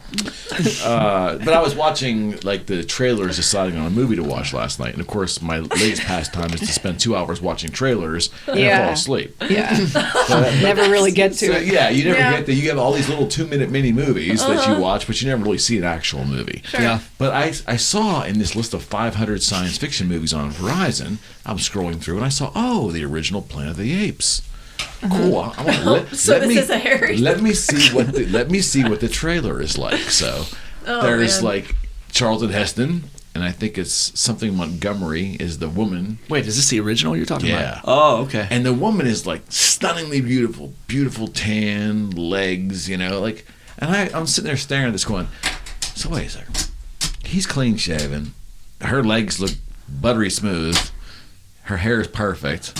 Like, no one's gonna believe this. It's like, in the Planet of the Apes, how did they all shave themselves? How did they all take care of themselves so well? They're Oh, yeah, I get what you're saying. Like, they're on another planet. yeah. Okay. Yeah. All Well, you right. see that all the time with movies. You're like, Yeah. when did she have time to do her makeup? Yeah. She I just agree. woke up. Yeah, I agree. Right. Yeah. No, I don't think about that. Maybe Well, that's what I liked about that movie. Was that in Bridesmaids when they show her on the date with the guy and she like has her like a little alarm goes off at like 4 a.m. She like sneaks out of bed. She brushes her teeth and she like does her mascara and just puts like a tiny bit of lip gloss. Then she like gets next to him and she's like wakes him up all like subtly like she just woke up. Oh hi. And I'm like, yeah, no one wakes up looking like this. Yeah. No. And then he told her to get out. Yeah, He's yeah. like- and then she wasn't his like number 3 anymore. Just like, ooh. He was like, "Did you stay over?" He didn't even know she slept there. Conspiracies. Anyway.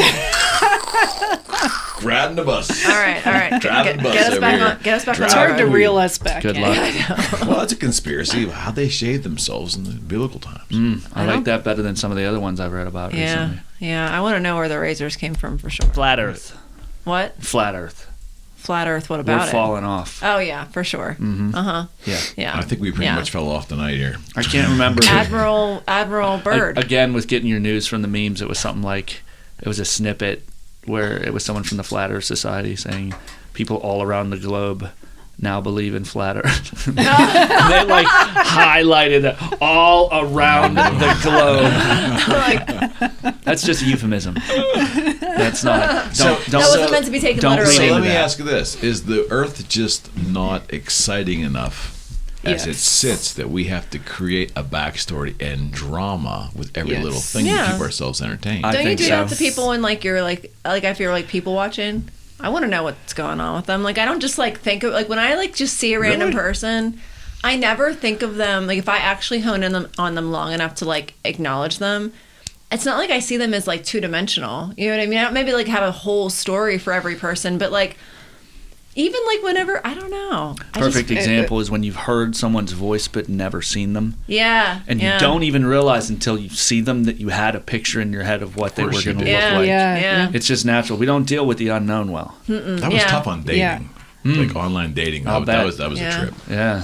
Yeah. Phone calls or something. And it's Harry Mary. That's very bad. Oh boy. I think, like I said earlier, people do not their identity is not good enough just being who they are. They have to be better, smarter than the next person. So So we're in So an whatever's- embellishment mode. yeah, whatever's given to them is like, I don't accept So that's that the crux because of conspiracy theory. I know And something you fear. don't know. I Yeah. know something you don't know.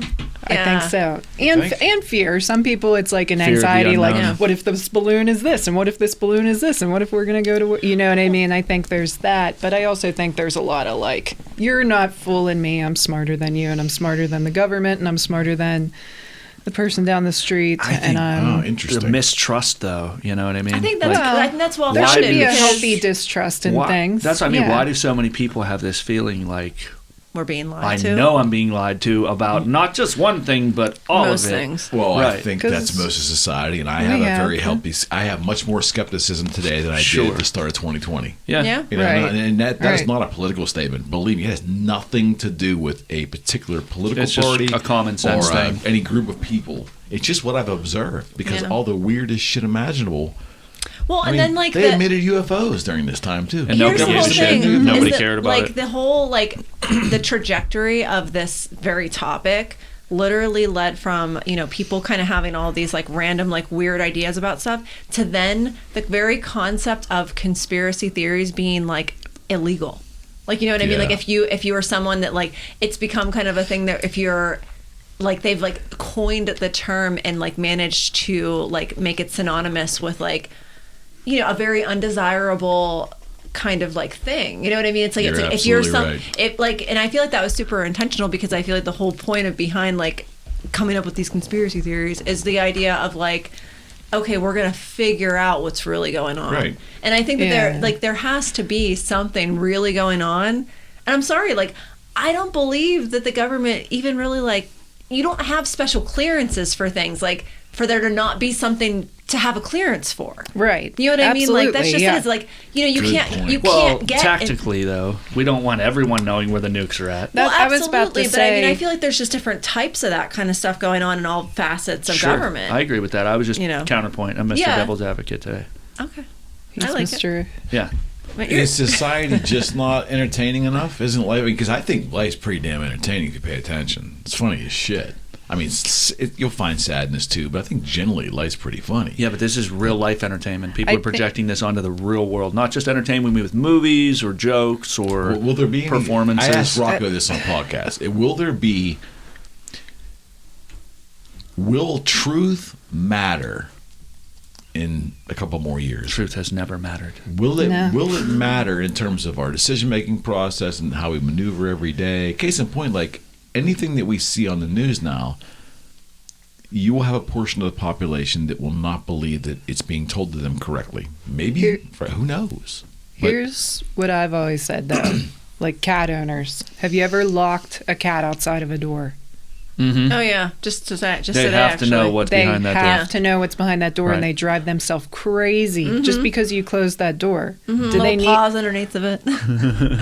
Do you want them to get everything that's behind that door? No. Sometimes it's like I think there's an entitlement thing that goes with it too, where people are like, "You're not telling me something, and I need to know." not everybody can handle the truth. Like, masses can't always handle the truth. They feel like it's their right to, and it is our right to know a lot of things that are probably being held from us. Bless But you. Excuse me. Hey, who killed You know. Kennedy? but Well, that's honestly, they were just saying that on a show I was listening to too. That like that's basically like one of the accepted things now is that the CIA had something to do with Kennedy's murder. Like, Yeah. and that's almost like common knowledge now. Like, and it's been purported And by we so just many accept people. it as probability because none of us are shocked or surprised. CIA is by the it. favorite whipping boy. Yeah, they are. They It are. was And always the what- CIA. And they like it. No matter what happened, it was the fucking CIA. But True. it doesn't help that they have so many things that like are on record as proven real. Like the CIA Yeah, crack, yeah. the CIA crack connection. admitted They were literally going. UFOs are a thing, and no Sure. one gave a fuck. No, I mean that's something that was behind a closed door. But I'm talking about the CIA doing things that harmed United Yeah. States Oh, we've citizens, been like doing that for the CIA crack connection. You know, where they literally went in. Like, how'd they suddenly go from freebasing to making crack cocaine? How did someone just? Were they just like mixing their cocaine up and they were like, you know what, this needs some baking soda. Oh, that's going to make it real good. And it was like, no, the CIA, it's a matter of record. It's Yeah. not a conspiracy theory. That, Yeah. That's what I mean. Wind It back the sounds, LSC thing. it sounds like the typical conspiracy theory that you would hear of. Oh, the CIA went into impoverished neighborhoods infiltrated and showed them with disenfranchised people how to make crack cocaine and essentially made an entire generation of prison attendees right around the time that private prisons became a thing. Yep. You know what I mean? That sounds like a conspiracy. It's all a matter of public record. You can look it up. It is absolutely for real. It was testified about. It was proven. It wasn't made a huge deal of that I can remember. MK Ultra, like Yeah. that's well documented. Like they And like they admitted literally that. created But they assassins. stopped Reluctantly. doing that. Oh, Reluctantly, yeah, they don't do that they anymore. They stopped no, doing it. no. Why would they do that? Oh, still? they stopped doing Yeah, that. like why would you keep using a technology that you spent so much time developing? Yeah. Sure, why? What Yeah. about like take something like voting. Like decades prior, election would happen. You know, if it didn't go your way, you know, maybe people get kind of bitter, I guess. People were disappointed, but life went on. You accepted the results, and it went on. Now, entitlement. if my guy or gal loses, it was stolen from them. It was stolen from me. I will find a way to, in my mind, There's no way people weren't thinking like me. That's one of the biggest things. I hate that. Egocentrism. Right. I hate that phrase. He's just saying what everybody else is thinking. She's just saying what everybody else is thinking. I'm like, 9 times out of 10, the people that say that I'm not thinking like you. So I wish she wouldn't say It wasn't that. what I was thinking. Right. Like, I don't know. but the truth, like if you, case in point, so this balloon's over, right? And Is it? well, Is it done? Did they shoot it down? I don't know. There's probably we have another one tomorrow. They didn't want to shoot But- it down because they didn't know what it was going to maybe come out I'm of it. just Yeah. saying that whatever the government officially says, it was a observational balloon. We've identified it from China. It wandered in. This is they say this. It wandered into our airspace. We took it down. Across an ocean. I'm just saying, I if know. they said this, and that was their official stance, the U.S. government's official stance on this episode is the following: 7% of the people will believe it as written, and the rest of it will have their other versions of what really happened. Yeah. That's how suspicious we are of fucking everything now. And I think Well, rightly so. especially something- Election's the honestly. same thing. That's scary. Yeah. You know what I mean? I It's definitely very have been scary. like, is this It's very like scary? Yeah, I think it's not a Trojan horse in the way that it's a gift, but it, you know, my mind went to like, are we being tricked where they just sent something over knowing that we're going to be like, we're going to keep it and not give it back, and then like I said, does it self-destruct? Does it release something? You know what I mean? But going back It's just to a fear. Going back to the election thing for a second. So I was not really paying deep attention about the whole voter fraud thing in regards to machines and companies involved, because everybody was going down a rabbit hole that the machines were fraudulent and Trump was throwing a negative out there to poison the well, and the Democrats are, you know, in certain cities, dead people were voting and they poisoned the well. The point is, I went to vote, and I remember voting being like with old mechanical machines. I'm old. And then it went to digital machines, you know, a decade or two ago, and that was accepted. But this last time I went in, not aware of all the really diving deeply into the aggravation of all the consternation of people hating the process, now I noticed they're going to hand me a piece of paper. And I filled out with a number 2 pencil, like a little thing. And then they got a worker came and took me by the arm, and I slid this paper through what it basically was a high-tech mimeograph machine, and the paper kicked out the other side, going somewhere I have no idea. My point was, now I'm suspect. You showed me an archaic way that went against technology. Now I look at that as something new. I had to turn off my brain and say, oh, I'm sure it's legit. But I immediately went to, you know what? This is not real safe. I don't think there's any built-in mechanism. How is this any more true of a system than the digital screen I touched or the machine that I pulled the lever? It's funny. It reminds me, you brought up a topic. Do you think people are no longer as trusting? You brought that topic up. Yeah, a while ago.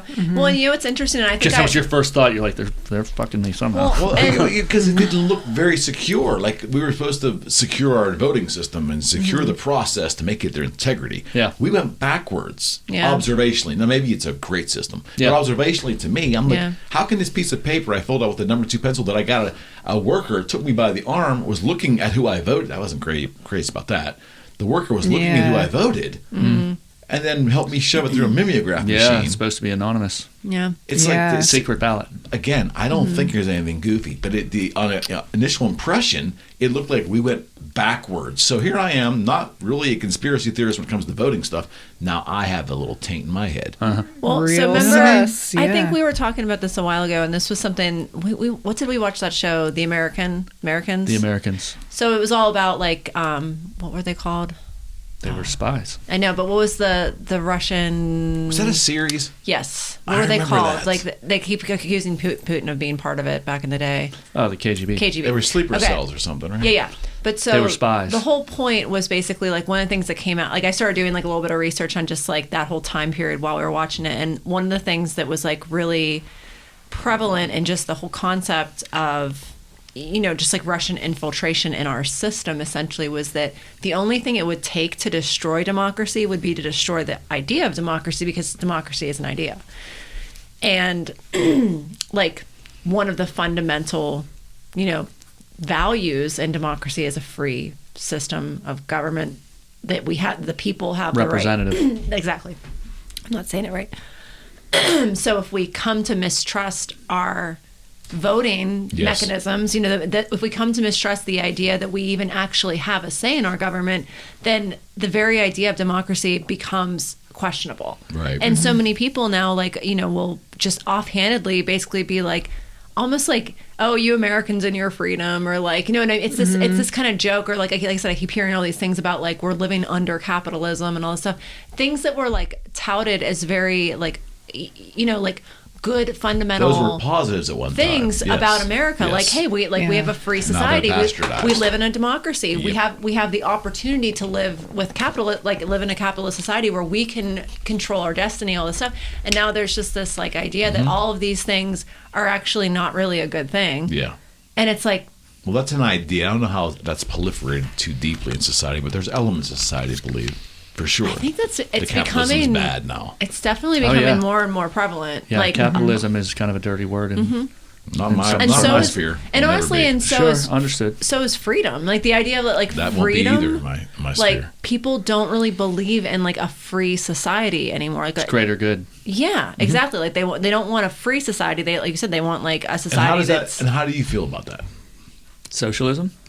So, or just the concept of the greater good, because it's certainly being floated about. We've used that, and I've used that too in terms of describing like being kind to people and so forth. I've made the mistake, because that means something else, but I use it in my conversation, the greater good, because you want people to generally treat people great, you know. Well, we even in blah. I can't talk today. I'm sorry. What I was going to say, from the beginning of our, you know, our free society and our democratic form of government, there's always been the idea, and I don't remember, it was one of them things you learn in history class and then forget immediately. You know, we have certain philosophers that came up with certain ideas that we adopted, and the idea is my right to swing my fist ends where the other person's nose begins. So there you have greater good that was worked into the system Certainly. of government. You know what I mean? Good analogy. But the point is, when it's something as simple as me swinging my fist and clocking somebody in the nose, okay, that's assault. You're going to jail.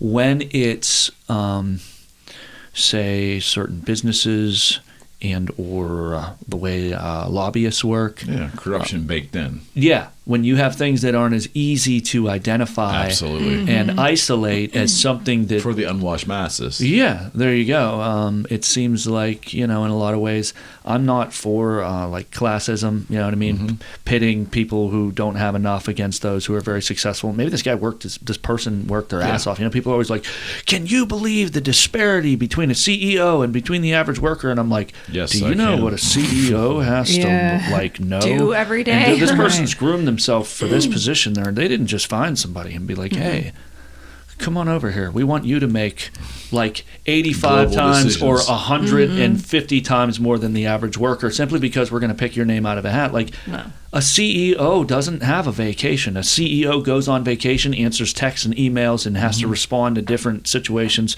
pretty much all day long on vacation, just happening to be in a tropical space or wherever they spend their vacation. I'm not necessarily someone who believes in class warfare. Right. But when we're talking about, what you'd consider to be like the top 1% of society, you know what I mean? Families who have been invested in Washington for years and years and have had a strong hand in our politics. Certainly. Dating back like 3-4 generations more, it's just the lie that we're told that It's a broken system. anybody could be president. You could be, I remember I said this on the show before. You could be president. What the fuck you could? You can't be president. You're not going to be president. I can't. I think I stole it off somebody, but You want to be president. it's true. You're not going to be president. No. The people who are president are going to private schools from the time they're 5 years old, being groomed to possibly be the president. Right. So, like, as much as I don't believe in class warfare, I do believe that there is, There's a pecking order. It's not just a pecking order. I believe that there is a certain echelon of society that just they live in. I know I stole this one from that movie Swordfish. They live in a world beyond our world. Yeah. And that doesn't mean that everything is constant conspiracy theories, but I know I made this point on a prior show. When you have work going on somewhere and you have a company, like there's always like key group members. There's always like a core group of those who are working together that make the majority of the decisions, who lead and steer the direction that the company is going. And you don't tell your average worker like everything about your strategy and what's going on. It's not even necessarily, in my opinion, about conspiracy theories as much as it is the fact that you, in any institution or societal structure or even group of people, there's going to be some form of elite. And it's just the way it is. Now, do you believe that all that elite shit going on behind closed doors has all of our best interests at heart? Good for you. Do I believe that? No, that's not human nature. Human nature is to take for oneself. We do it without even realizing we're doing it. Yeah. We vie for position in small social situations. We do it at work. Like everybody, I mean, if you're not looking out for yourself, who's looking out for you then? You know what I mean? You're going to be bumping into walls and you're not going to get very far. Like these people who are at the top, so to speak, they're very successful. It doesn't happen by accident. Yes, they have advantages from the time that they're very young, but they're also bred and groomed to be able to survive in this world because their world is a dog-eat-dog world, even more than ours is. And it's the idea that do you believe there is a curtain? Do you believe that there are things going on behind the scenes that maybe don't have your best interests at heart? Why would you not believe that? That's human nature. Like it is human nature to grab somebody and have a private conversation. Absolutely. Like, you know what? They're all talking about McDonald's, and I don't want to go to fucking McDonald's. I hate fucking McDonald's. So you're going to be like, McDonald's makes my stomach hurt, or I have an allergy to fucking, I don't know, fake meat or something. Soy. I know, and I'm being kind of ridiculous, but it's the point that I think it used to be taught in schools that everything that's happened in human history happened because a person or a group of people conspired for it to happen. It didn't just happen out of nowhere. It didn't just magically we have. Great point. You know what I mean? That's a great point. This system of government or this law was passed or this system of doing things became the prevalent way of doing things. It happened because someone or a group of someone's pushed and worked and even if you wouldn't call it manipulating the system, they went about in such a way that they made it happen. Intentionality. So if you believe that and you recognize that there's just a certain class of people who don't, they don't walk to work unless they want to, and I'm talking about like the families who have had a hand in politics since time out of mind, or families that are just so ultra wealthy, like you really can't even quantify how much wealth they even own. I said it before, you have, less than 1% of the world's population controlling, like 97% of the world's wealth. Like, it's not an accident. Yeah. It doesn't happen on accident. Mm-hmm. Yeah, and I do think that it is human nature to recognize, that because that has come to light, you know what I mean, that's just documented fact. For there to be, even for people that are not necessarily, quote, struggling, there's a recognition that this is a system that maybe is just, you could say rigged or whatever, but then at the same time, it stands to question, or for me at least, I've come to recognize that, not that I want someone else making decisions for me, but that there are times that I'm grateful that the burden of these decisions is not on my shoulders. And for whatever that's worth, I don't know that makes me ignorant. No, I think you're hinting at the idea of a true democracy, because true democracy is everybody votes on everything. Yeah, versus a representative government where it's we can't ask every single freaking person about every single law that's going to get passed. You know what I mean? That's the difference between, I think they call it a true democracy, or maybe a pure democracy, and a representative democracy. Right. I definitely think if we're the cat that's locked outside of that door, there's multiple reasons we're not allowed on the other side of that door. For our own good, for somebody else's good, there's a lot of things. Yeah, and I don't know, I guess that's where maybe that's the key difference between people who would at least entertain the idea of conspiracy theories versus people who think that's some kind of wacko mental disorder. Is you recognize there's a locked door, maybe you don't. You think you know everything and see it clearly. I don't. I do have a mistrust of the media. Mm-hmm. You know? Of course. And How could you not? I don't want to get pigeonholed as somebody who thinks I know better than a doctor, or I know better than someone who's got a political science degree.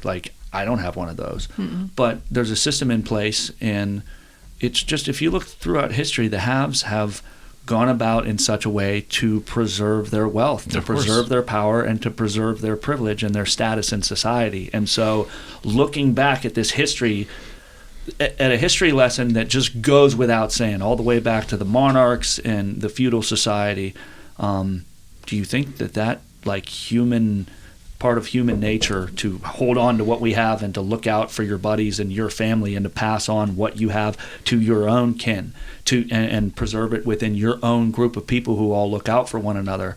Do you really think that game just stopped getting played? And I think that's where class warfare comes in, because I really think that there's this prevalent idea that the one that sits at the top just sits on his ass, and his daddy handed him his company, and they've had money in the family for years, and they have all these advantages that I didn't have. And there's some truth to that. You know what I mean? Someone who goes to a mega expensive private school and gets that education from the time they're 4 or 5 years old versus someone who has to go to public schools. Hell yes, they've got more advantages. You know what I mean? You got damn right. Of course they do, And they're going to grow up into a world where they have, I think part of it is, we look at it as networking, you know what I mean? You're in real estate, Eric, you get to know people, not because you want to step on their heads, but when you're in a professional sphere, I'm going to seek out the connections that can benefit me, and there's a friendship, there's that's business. That's business, you know what I mean? There's a rapport that develops there, and when you're hooked into these certain groups and you have these certain connections, certain doors open for you that would be closed to you otherwise. So really, people look at it you believe there's these card-carrying members of this secret society that are trying to F everybody else over. And it's not necessarily. They just live in a different world as the rest of us. It's not that secret.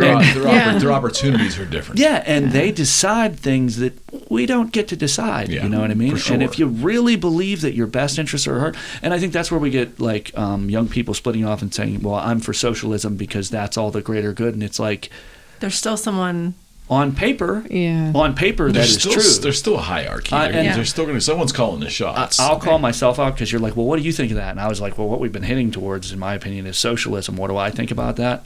I think it relies on, the fallacy of the benevolent authority.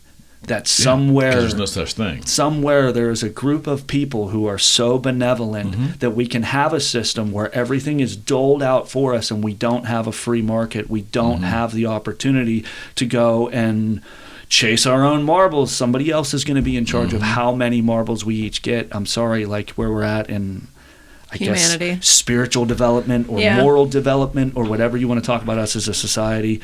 I don't think we're to the point yet where we have a truly moral authority, a truly benevolent group that's going to be like, we have the power.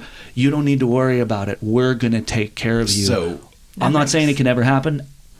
I look around and I don't think we're there yet. So we don't. I agree. And that's probably because of the human condition. And because we don't, I'd rather, being that all things being equal, we don't have that benevolent group. I'd rather be in a somewhat capitalistic society than socialistic or communistic, or enter some metamorphosis between the two of them. Because in the end, it's my best hope for living an industrious life and having my efforts rewarded. Sure. There is just, even amongst all of us who are only really vying for the 3% of the wealth that we all have access to, because 97% is in a whole nother echelon that we don't have access to. Sure. I think there is some concept or idea, and I think it's ill-founded and incorrect, but I think that among certain people there is this idea that somehow toppling the system that we have in place is going to somehow funnel additional It's always wealth been That this we're going way. to end up with a better system But once we completely destroy But this one. I just don't think that's realistic. Yeah, that's the I- anarchist viewpoint. Right, and I feel like that And I think we are far more better, we'd be better served to look at the disparities in just different economic classes and within our own system. and in minority neighborhoods and just all of these things, and just recognizing that not everyone is born into the same set of circumstances, and what can we do in I don't know if it's fair to say that the public sector, I don't really know if I'm using this term correctly, but what can we do as far as public policy and all that kind of stuff to just invest in the youth and what they and what kind of programs are accessible to people, because there's a certain amount of you can't just hand out money that. It doesn't. That's the problem that we keep running into, is it doesn't just come out of nowhere. And truthfully, you cannot throw money at a problem and fix it. And I will speak from someone who had someone that did help me go to school, but I was never just given a free ride to anything. I had a family member help me go to college with specific circumstances, and I always had to work. And if I hadn't had a specific set of rules, if I had just been given a free ride from where I started, which was the child of a single mother and really didn't have a lot of money growing up, I never would have known what to do with if someone had just dropped a chunk of money in my lap and been here, figure out what to do with this, I would have just blown it, because that's what happened. When my dad died, I had a little insurance policy, and I was still partying. It was gone in 2 or 3 months. Well, sure. I blew it all. Yeah. You know what I mean? Because I'd never had money before. You can't just And that's not taught in public schools. And that's what I mean. The idea that there is somehow do with this money. this idea that you can throw money at a situation. I spit, sorry, and make it fix a problem. That's not how problems are solved. It's just not. And somehow people have equated financial gain with a change in the world, and that's just, it's never been the case. No, you hit on something really important, I think, when you started talking about education. Yeah. If you, and again, I don't have a political science degree. I'm just, talking in the wind. But I think if you really want, for those that are very serious about closing that gap and making it so that we don't have such a disparity for minorities and those in impoverished neighborhoods, everybody, no matter what race or ethnicity or how you identify, when you come from a poor area, you are much less likely to be in a situation where you're providing for yourself and your family well. I mean, those are cards that are stacked against you. we need to invest in education, particularly in impoverished areas. Like, you really want to see things get better. So many people say they do. Invest in education, especially in impoverished areas. Invest in mental health, particularly in impoverished areas, and invest in substance abuse and help for substance abuse in impoverished areas, because between mental health and substance abuse, like, this is the whole. And of course, like, getting a poor education and not having a real shot. Like, we all got a choice. Some of us don't have much of a chance. Right. You know what I mean? Those three issues, I think, in impoverished areas, that investing money there, investing not just money but time and resources there, that is going to close that disparity. Yeah, I agree. Agreed. I'd like to see it happen. I just, I think we're too busy fight. I think we're just a selfish society. Even if it isn't mean-spirited selfishness, it's a very self-centric society, and we're basically looking out for number one more now than I think we ever were. So the charitable portion of our mind and our souls becomes smaller every year. I mean, you can blame it on social media, blame it on the internet, blame it on culture. I don't know. But I see a very selfish, overall. And I agree. A very selfish society getting more self-centric. I agree. But we do have so many people who are advocating for minorities getting a fair shot. For thank God. Changing our economic system in a way so that, the cards aren't stacked quite so badly against people who come from certain areas. And the argument is how we do different that. races, ethnicities, however you want to put it. You know what I mean? We have minorities who do not get a fair shot at what. And that's probably very similar. And I would say, if you and it's quite an ordeal to do it naturally, but if you were to unpack the politics of every fucking country on the planet, they have the same struggle. It may not be identified by skin color. Some it will be. It may be identified by religion or other markers. Sure. But it's not it's just because we are the 800-pound gorilla on the planet, ours is most visible. But this is a human condition that needs a human response. Fix. Yeah. Yes, and I just don't know that if we're selfless enough as a society to really fix it. Yeah, and I don't. I mean, I hate to, I sound like I'm a skeptic, and I am in this regard, but it's like I kind of am. I don't think it's going to be a question of some religious movement or politically driven movement where suddenly you're going to have a ton of people who are in a decent set of circumstances all rushing into impoverished areas. Number one, there's no organization behind that. And number two, it's just not. We don't trust organizations. Plus, it's not what TV's telling us to do. It's not what Netflix is telling us to do. You know what I mean? We're not just selfish, but lifestyle obsessed. You know what I mean? Very much so. Very much we're into whatever our culture is. You know what I mean? And I don't necessarily think you can legislate a fix for all problems, but depending on what you believe the purpose of government really is. You either believe the government should just stay the hell out of everything and let us regulate ourselves, or that the government should in very select, careful ways involve itself in our lives to benefit. Or you say, well, government intervention is necessary because of how bad things have gotten. Either way, if we are going to have government intervention, I'm going to come back to the point I just made. I think look at the areas where there are the most disadvantaged individuals and invest in education, invest in help for substance abuse and quality of mental health. What do you think we have in 2023 for the United States government? How would you describe it right now as it sits in 2023? And obviously you can go back years to try to watch what's happened, but what kind of government out of those three scenarios you just broadly mentioned there, what do we have right now? I mean, the government is becoming more and more involved in our lives, and some people would say, well, after the pandemic, it was necessary. But I do feel over time, more and more, particularly the federal government, is more and more involved in our daily lives. The federal government was not meant to be. I don't know this for a fact, but I believe I read that it's the United States federal government is the largest employer on the planet. They are spending $1 trillion of money that they have not. I hate to use the word earned, they have not taken in Yeah, and I mean, unjustifiable $1 trillion. I used to be a very hard line, like, get the government out of my life. I'm a very independent spirit, you know what I mean? I don't want, number one, they fuck up everything that they touch. Number two, They're very they ineffective. waste money like you would not Yeah. frickin' believe. And number three, they're ineffectual anyway, It's you know what I baked mean? into the system. But here's the thing, like, if we do have a government that's this involved in our lives, why don't we redirect these efforts so that there's actually, like, 100%. you know what I mean? Like when they were worried about the war on drugs and everything was all about the war on drugs, they never even made a dent, and they're just like, oh, fuck the war. What am I getting? Then me, The proof's in the selfishly pudding. me. The proof is in the Every pudding. citizen should ask, what am I getting Yeah.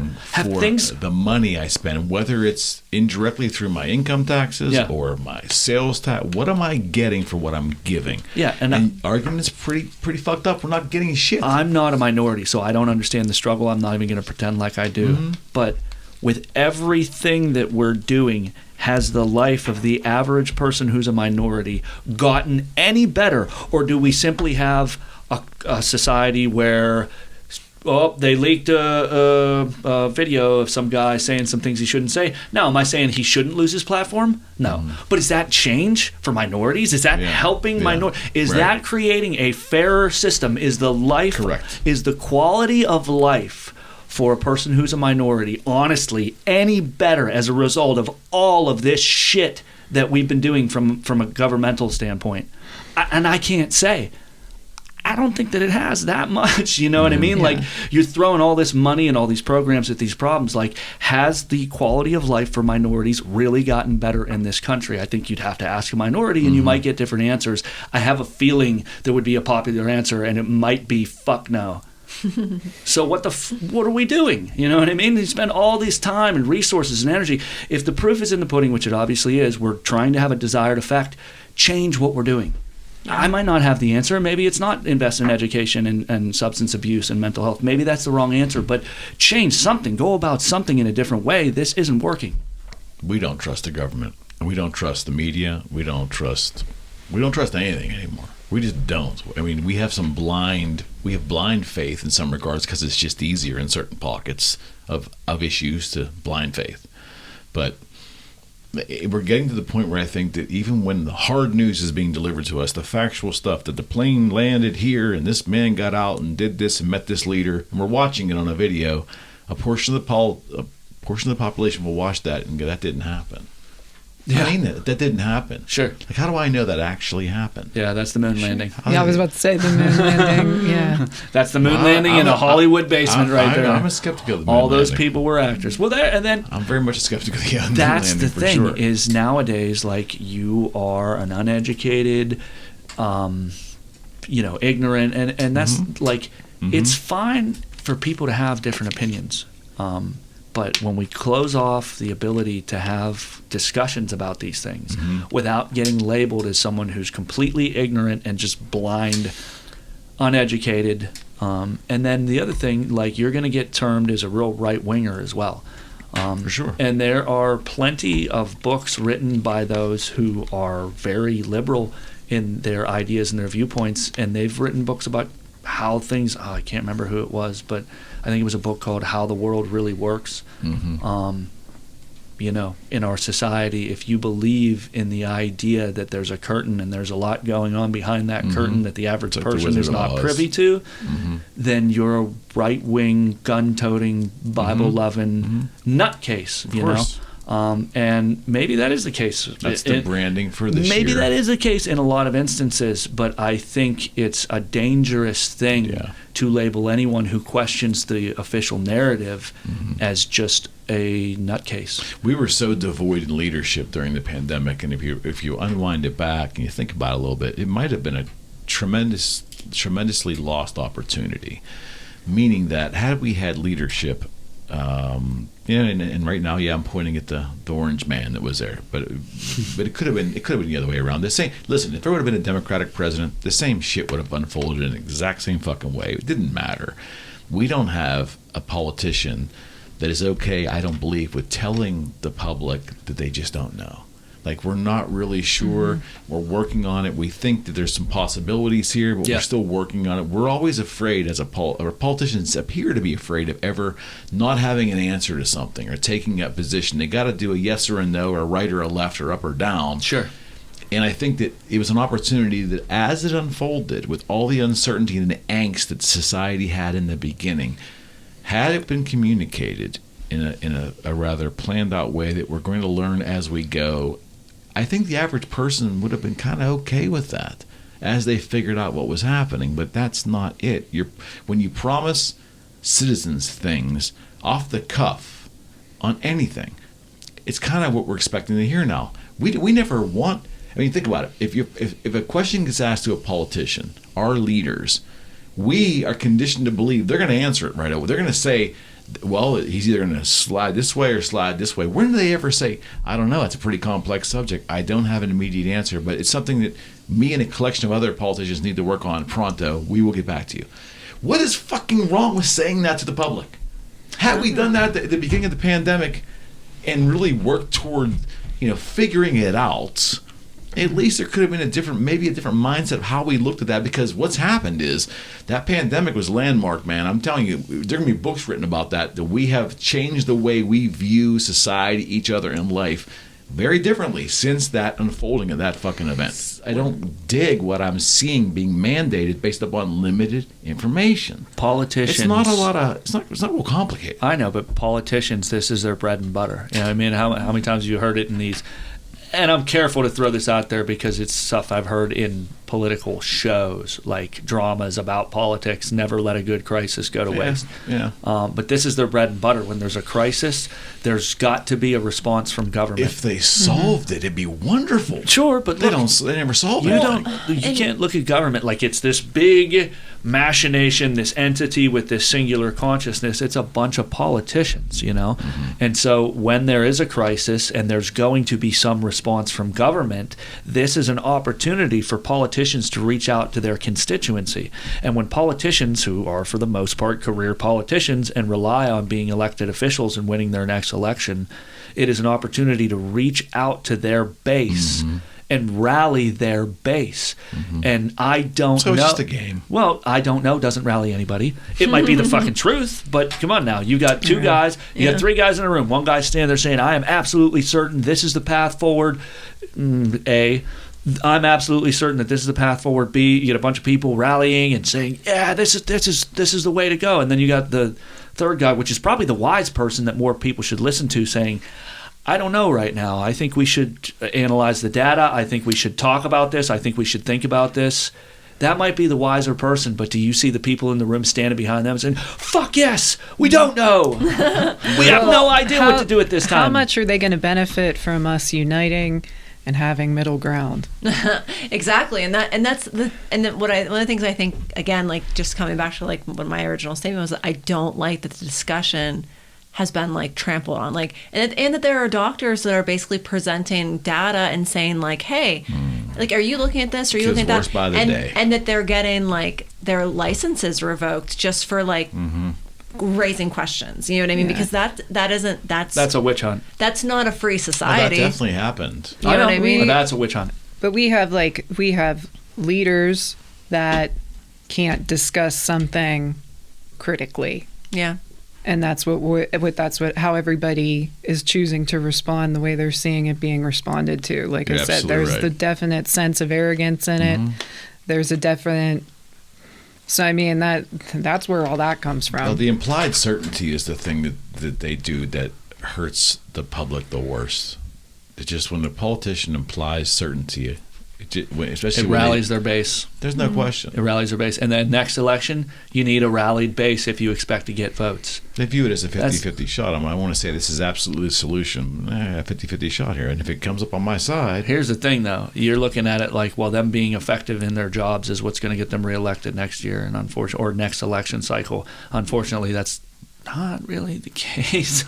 How many of us are out there looking up the voting record for these politicians that we're considering voting for? We're literally looking and seeing, okay, this is what you say your platform is. I'm going to look at all these ways that you voted to see who you really are as a politician, because that's what really matters. It's how a politician votes. The general platform of the two parties, there's only like 20 lines per one. The average voter has no idea what the fuck's in there. My parents' generation might have some of the tenets figured out, but in reality, we don't know them all. No. That's I the know. bottom line. It's our fault. Yeah.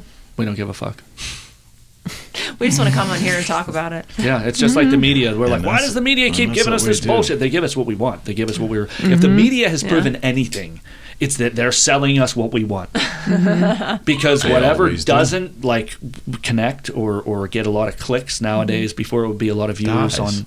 Yeah, and that's the thing. Like, we're always pointing the finger at the media. We're always pointing the finger at the politicians. We're always pointing the finger at our leaders and the institutions. And the bottom line is, I hate to say it, but they're giving most of us exactly what we want. Yeah, we got what we wanted, and and I think that comes back to that argument about certainty. You know, they think we want certainty.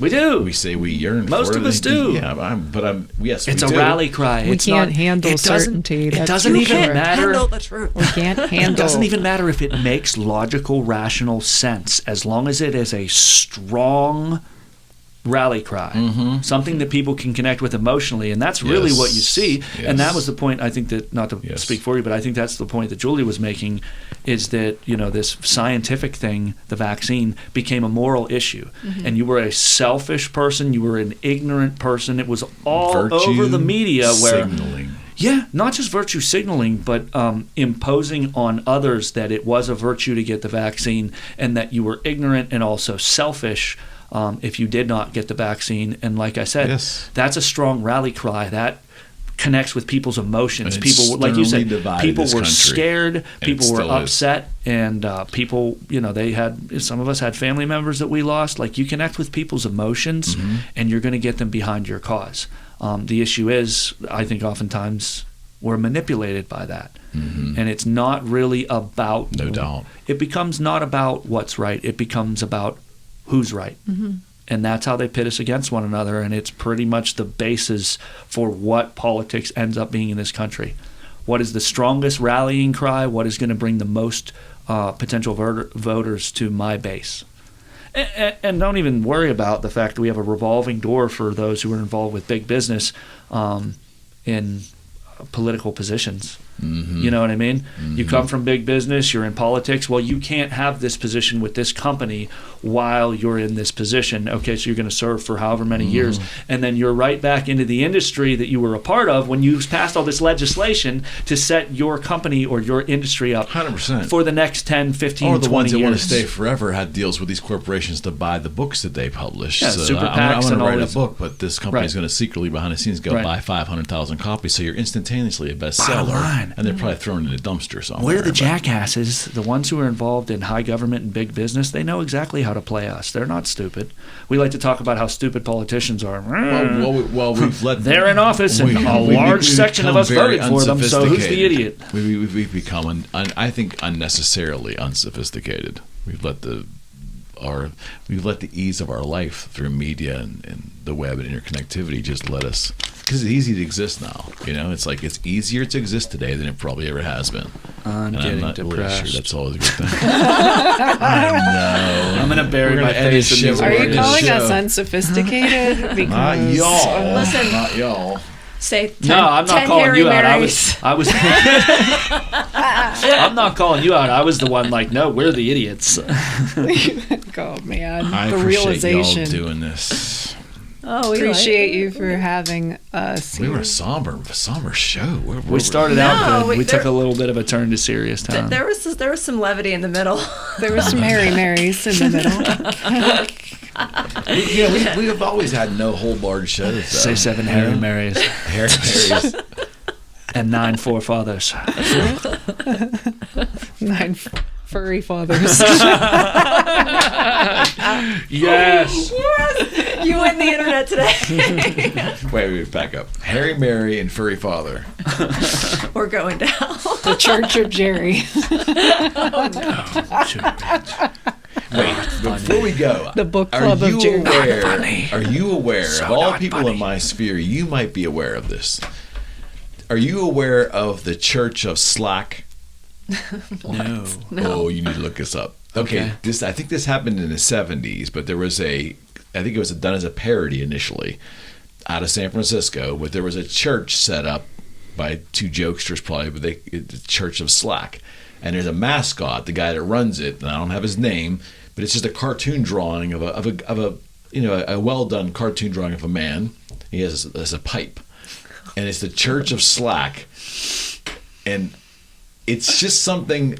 Anyone that runs the research check, by all means, do it. We'll talk about it maybe on the next show. I'll give you a couple of weeks. Sounds like some homework. Sounds like a good but topic. It's so up your alley. Like I'm so shocked that you don't even know what this is. But So we'll be evangelizing for this by next. Joining a new religion. We'll start out the next episode of the Squad Show with a discussion primarily led by Jerry on the Church of Slack. That's a lot of pressure. I have to actually study I could be this screwing time. it up. It might be called something else, but I believe it's called the Church of Slack. And there, Well, it's you'll have a good time with if this is anything like our Kellogg discussion, it's going to be a wild time.